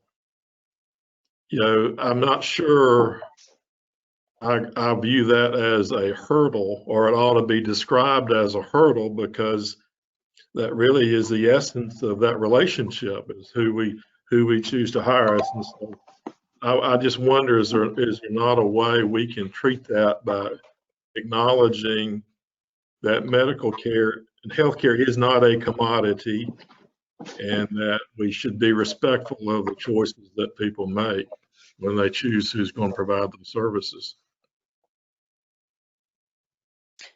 Thank you, Mayor Bickers. Yes, I believe that we can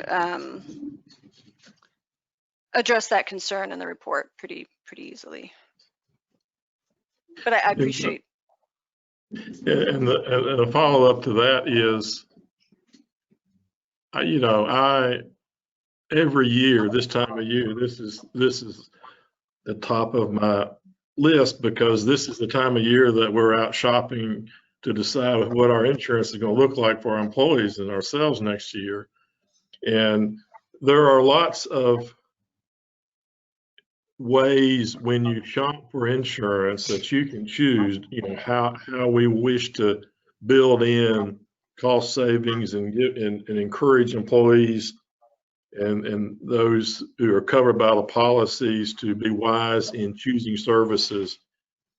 And probably the biggest one is letting them have some appreciation of how they can save money.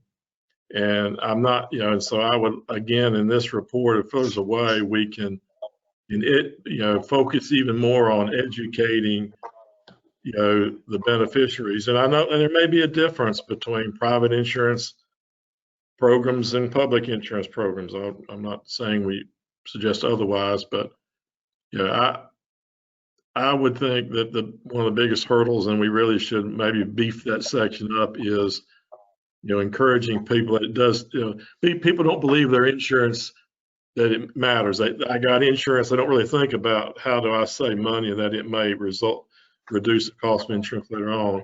And I don't know, and I didn't get the real sense of what other states are doing when I read that report, but maybe we can beef that up as more of an education effort, so that people appreciate if I can be wise and go and not go to the emergency room, for example, let's do something else, that's a way to shop and save money. But anyway, I do appreciate the report. It's a very important thing, and And we obviously need to do everything we can to encourage people to be wise when it comes to choosing medical service. Thank you, Mayor Vickers. I believe Mayor McDonald was next, and then I believe we have the bill sponsor of this right to shop legislation. Representative Robin Smith is requesting to comment following Mayor McDonald. Mayor McDonald, you're recognized. Yes, thank you. Jennifer, thank you for this report and all those that work with you. You made a comment in your presentation about somewhere between 1 and 50 people took advantage of these plans. Did I understand that correctly? I said between 1% and 53.2% of health plan of enrollees participated, and that's a range based on the data that we got from those programs in other states. Yeah. So, you know, not knowing what the average of that is, you know, if the 53% sounds like a lot of people, but if the average of that group is 10%, that's not so big. So I do think that, you know, look at that number could make a lot of difference. If I were in the legislature, that's something I would want to know in terms of who, not just how much money they paid back, but what kind of participation. And you are getting there, and I just feel like again, knowing whether it was more towards the 1% or more towards the 53% would be helpful for me. Thank you. Yep, thank you. We can definitely do that. Thank you, Mayor McDonald. And I see, looks like Mayor Jill Holland has a question. I'm going to allow Representative Smith to make a quick comment. She's asked if she could comment as bill sponsor quickly, and then we'll go to Mayor Holland. Representative Smith, you're recognized, Madam Chair.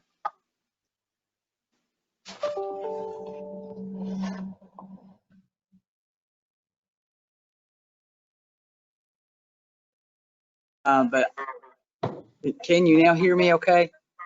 We can hear you. Yes, I'm just offering congratulations. I did have one point of reinforcement that, you know, this is the first bill that we hope to now expand the services. It was limited.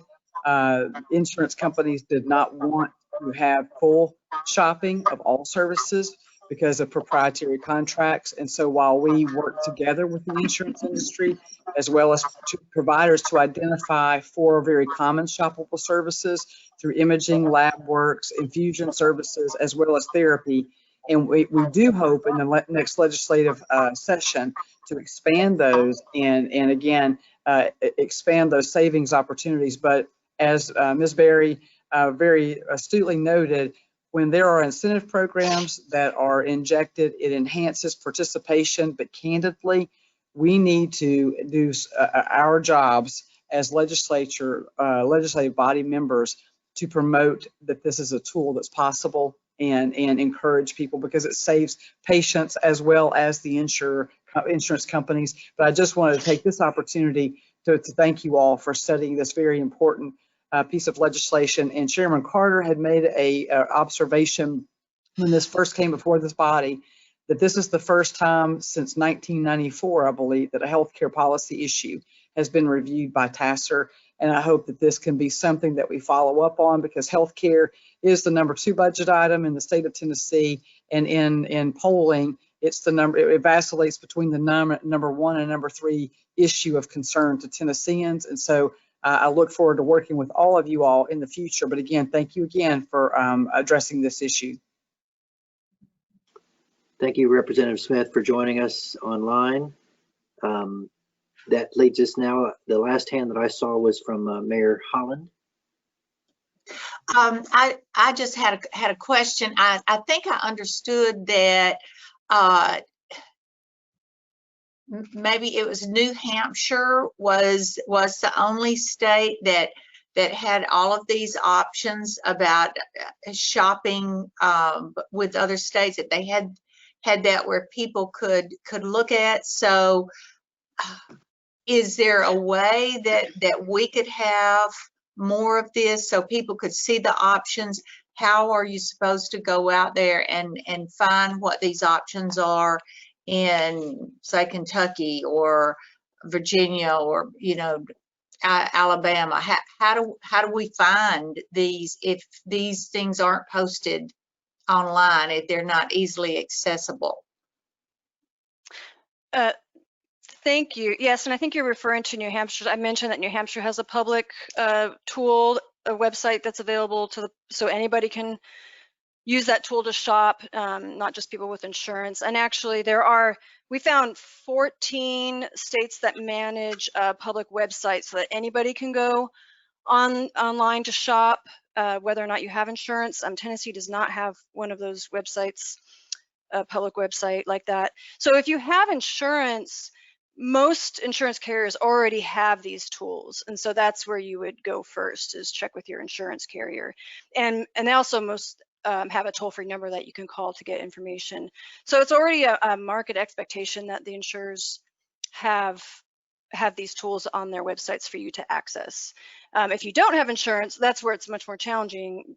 You wouldn't have that tool available to you, so then you'd have to find some kind of public website or just call providers individually and track down the information. So it'd be a lot more challenging if you don't have insurance. But again, most insurance carriers already have these tools available to their enrollees.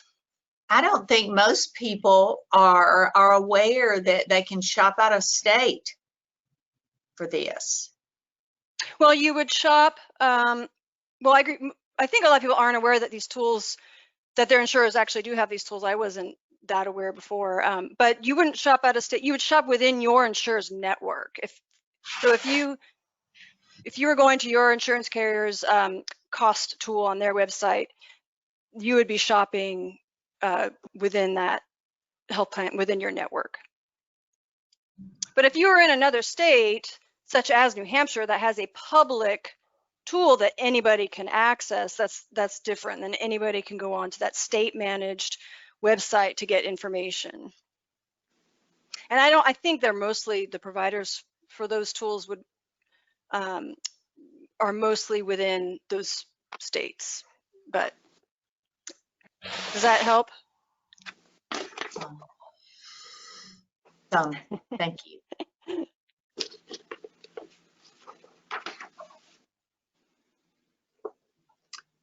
Thank you, Mayor Holland, and Ms. Berry, thank you for this excellent report and presentation. I guess I just have one final question. Do we in this report indicate as a commission that we encourage the state of Tennessee to build a, much like they have in New Hampshire, for the benefit of our state residents? The report does not say that. No, it does not specifically encourage the state to build out a public tool. We talk about the other states that have tools and some of the costs associated with those tools. So no, we aren't specifically encouraging the state to do that, but we do have information about it. Thank you, Ms. Berry. And Dr. Lippert, is that within the scope of our commission that we can encourage the General Assembly to model themselves after the state of New Hampshire in providing this tool? Certainly, Mr. Chairman, we could develop a recommendation along those lines, and I think we provided the information because we thought there was some potential there. I think some of the concern with some of the stakeholders we talked to had to do with the costs, but if it's the will of the commission, we could develop a draft recommendation along those lines and present that with the final report when we bring it in December. Great. We will allow that to be percolating between now and December to see if the members of this commission are interested in addressing that. I think it's important that we have identified those, but as a recovering legislator, it's also important that we receive recommendations from groups like TACIR. It does make a difference. All right. I did see Mayor Frank had a question. Mayor. Yeah, and just very quickly, and I apologize because I know I'm late coming on board to this particular study, but when you are discussing shopping health plans, does this incorporate the pharmacy side? I know, just for instance, here in Anderson County, we're self-insured, and that's where we're seeing escalating claims. And so, for instance, when we went out to bid last year, the majority of those who bid on administering our plan were focused on the pharmacy side, and they did have some tools that helped our enrollees here shop the pharmacy. So I just didn't know if that is part of this, if it's separate, or if you're strictly looking at, procedures. I just was asking for a little clarification on that. Correct. And so you're right, pharmacy is generally separate from medical. So these types of programs generally cover the types of procedures that are in our law, like imaging, medical services, medical procedures like surgeries, and do not include pharmacy. But that's not to say there could be a separate type of program that does cover pharmacy. But I think pharmacy insurance works differently, and so it wouldn't be the same type of program necessarily. But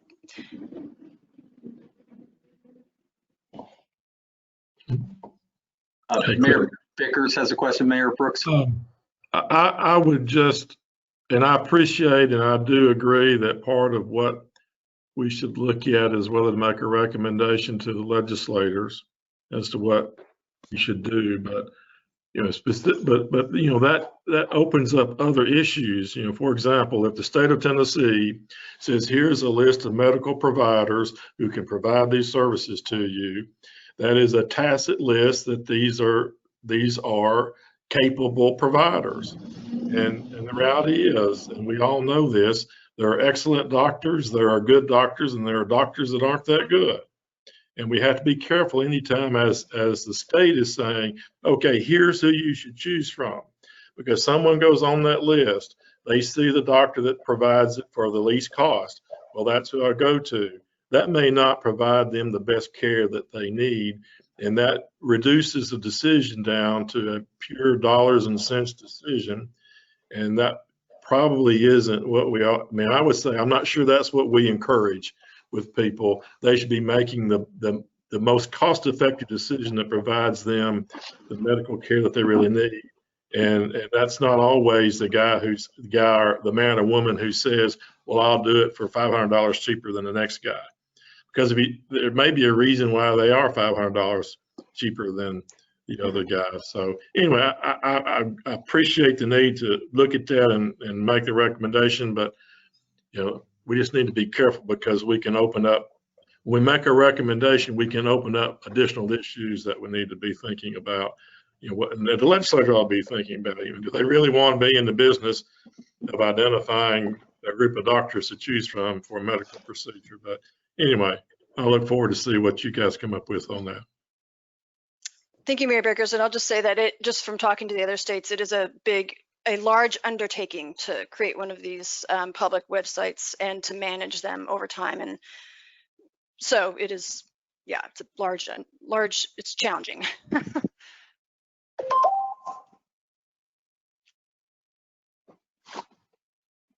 All right, so that concludes, from what I can see on our screen, the questions or comments.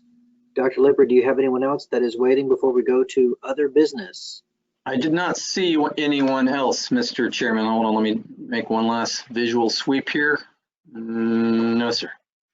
All right, I will let you conduct the other business and discussion of our next meeting. So on our next meeting, Mr. Chairman, and that's really all I have left in other businesses is to set the date for the next commission meeting and to determine whether we're going to continue to do it remotely, which I believe from our discussion at our last meeting, that was the will of the members to hold both of these meetings remotely. So I think we've probably already resolved that.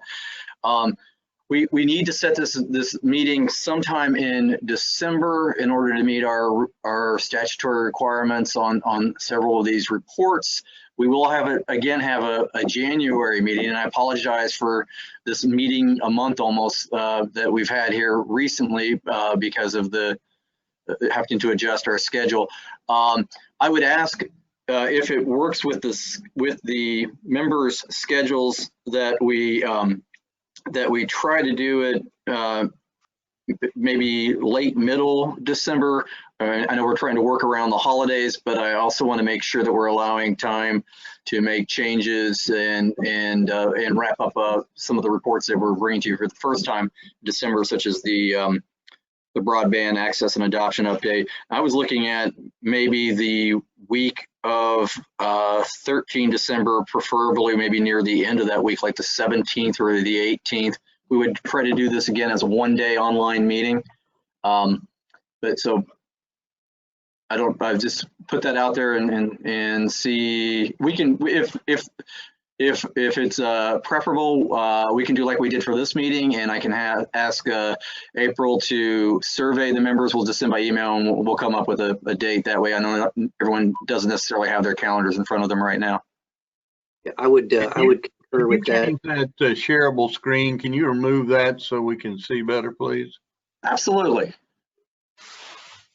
I would concur with the sending out of a survey on either Thursday, 17 December, or Friday, 18 December, depending upon the different members' calendars. That's getting close to the holidays.